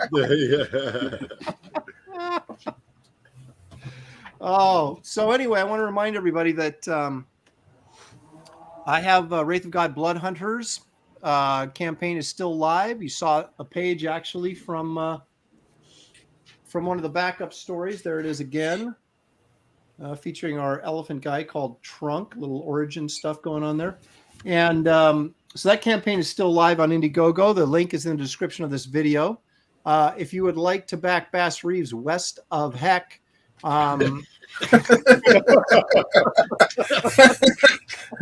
West of gosh darn it. The link is for that campaign is on Indiegogo. It's in demand right now, and I believe that book is, man, they got to be close to shipping that book or printing it or something like that, because it's they were coloring it for the last month or so. So it's almost done. But anyway, you can still back it on Indiegogo. The link is in the description of the video, of course. You can sign up for Gary Martin's Brush with Destiny, his ink illustrations book that's coming out. Still in the sign-up process. So follow the link in the description of the video here, and you can go over there and put your email address in there, and Gary will keep you up to date on everything with the campaign as it gets ready to go live. There's some beautiful product placement there by David Williams, and of course, Kelsey. We have the link to his YouTube channel, which is very popular on weekday mornings, as he is kind of like the Mr. Rogers of art. He will, no, it's more like Romper Room. Yeah, Romper Room. So he like draws every morning for about an hour and Mostly talks. mostly talks, draws a little talk bit. crap. Yeah, just whatever. But good way to start your morning. And he's got, of course, he's planning on doing a book called Shank. That's his creator-owned book coming soon. And also Nexus with Mike Barron. Should be coming out soon as well. Busy guy. I draw better than this on most of those. So Right, don't use this drawing or this painting as deciding whether or not you're going to back Kelsey. You'll get better stuff in the actual comics. I swear. He promises. Anyway, Henry Jermick says, Aaron, your drawing is great, but I thought your first layout was cool. Why did you start over? Because I couldn't get the legs to work in that composition, so I had to kind of change it. So anyway, yeah. Well, I don't feel well. Things are a little cloudy. I'm not making good decisions. I don't feel well either. It's overcast. The light was bad. I got a hangnail. I'm hungry. I haven't had lunch yet. We've been talking about food. Anyway, everybody, thank you guys once again to my Graybeard compadres for once again showing up and performing at a very high level, except for Kelsey. Yeah. And well, thank everybody in the chat for joining us. We could not do this without you guys, and we greatly appreciate you coming in and being a part of this for us every week. And so have a great rest of your week, and we will see you guys next week right here on Graybeard.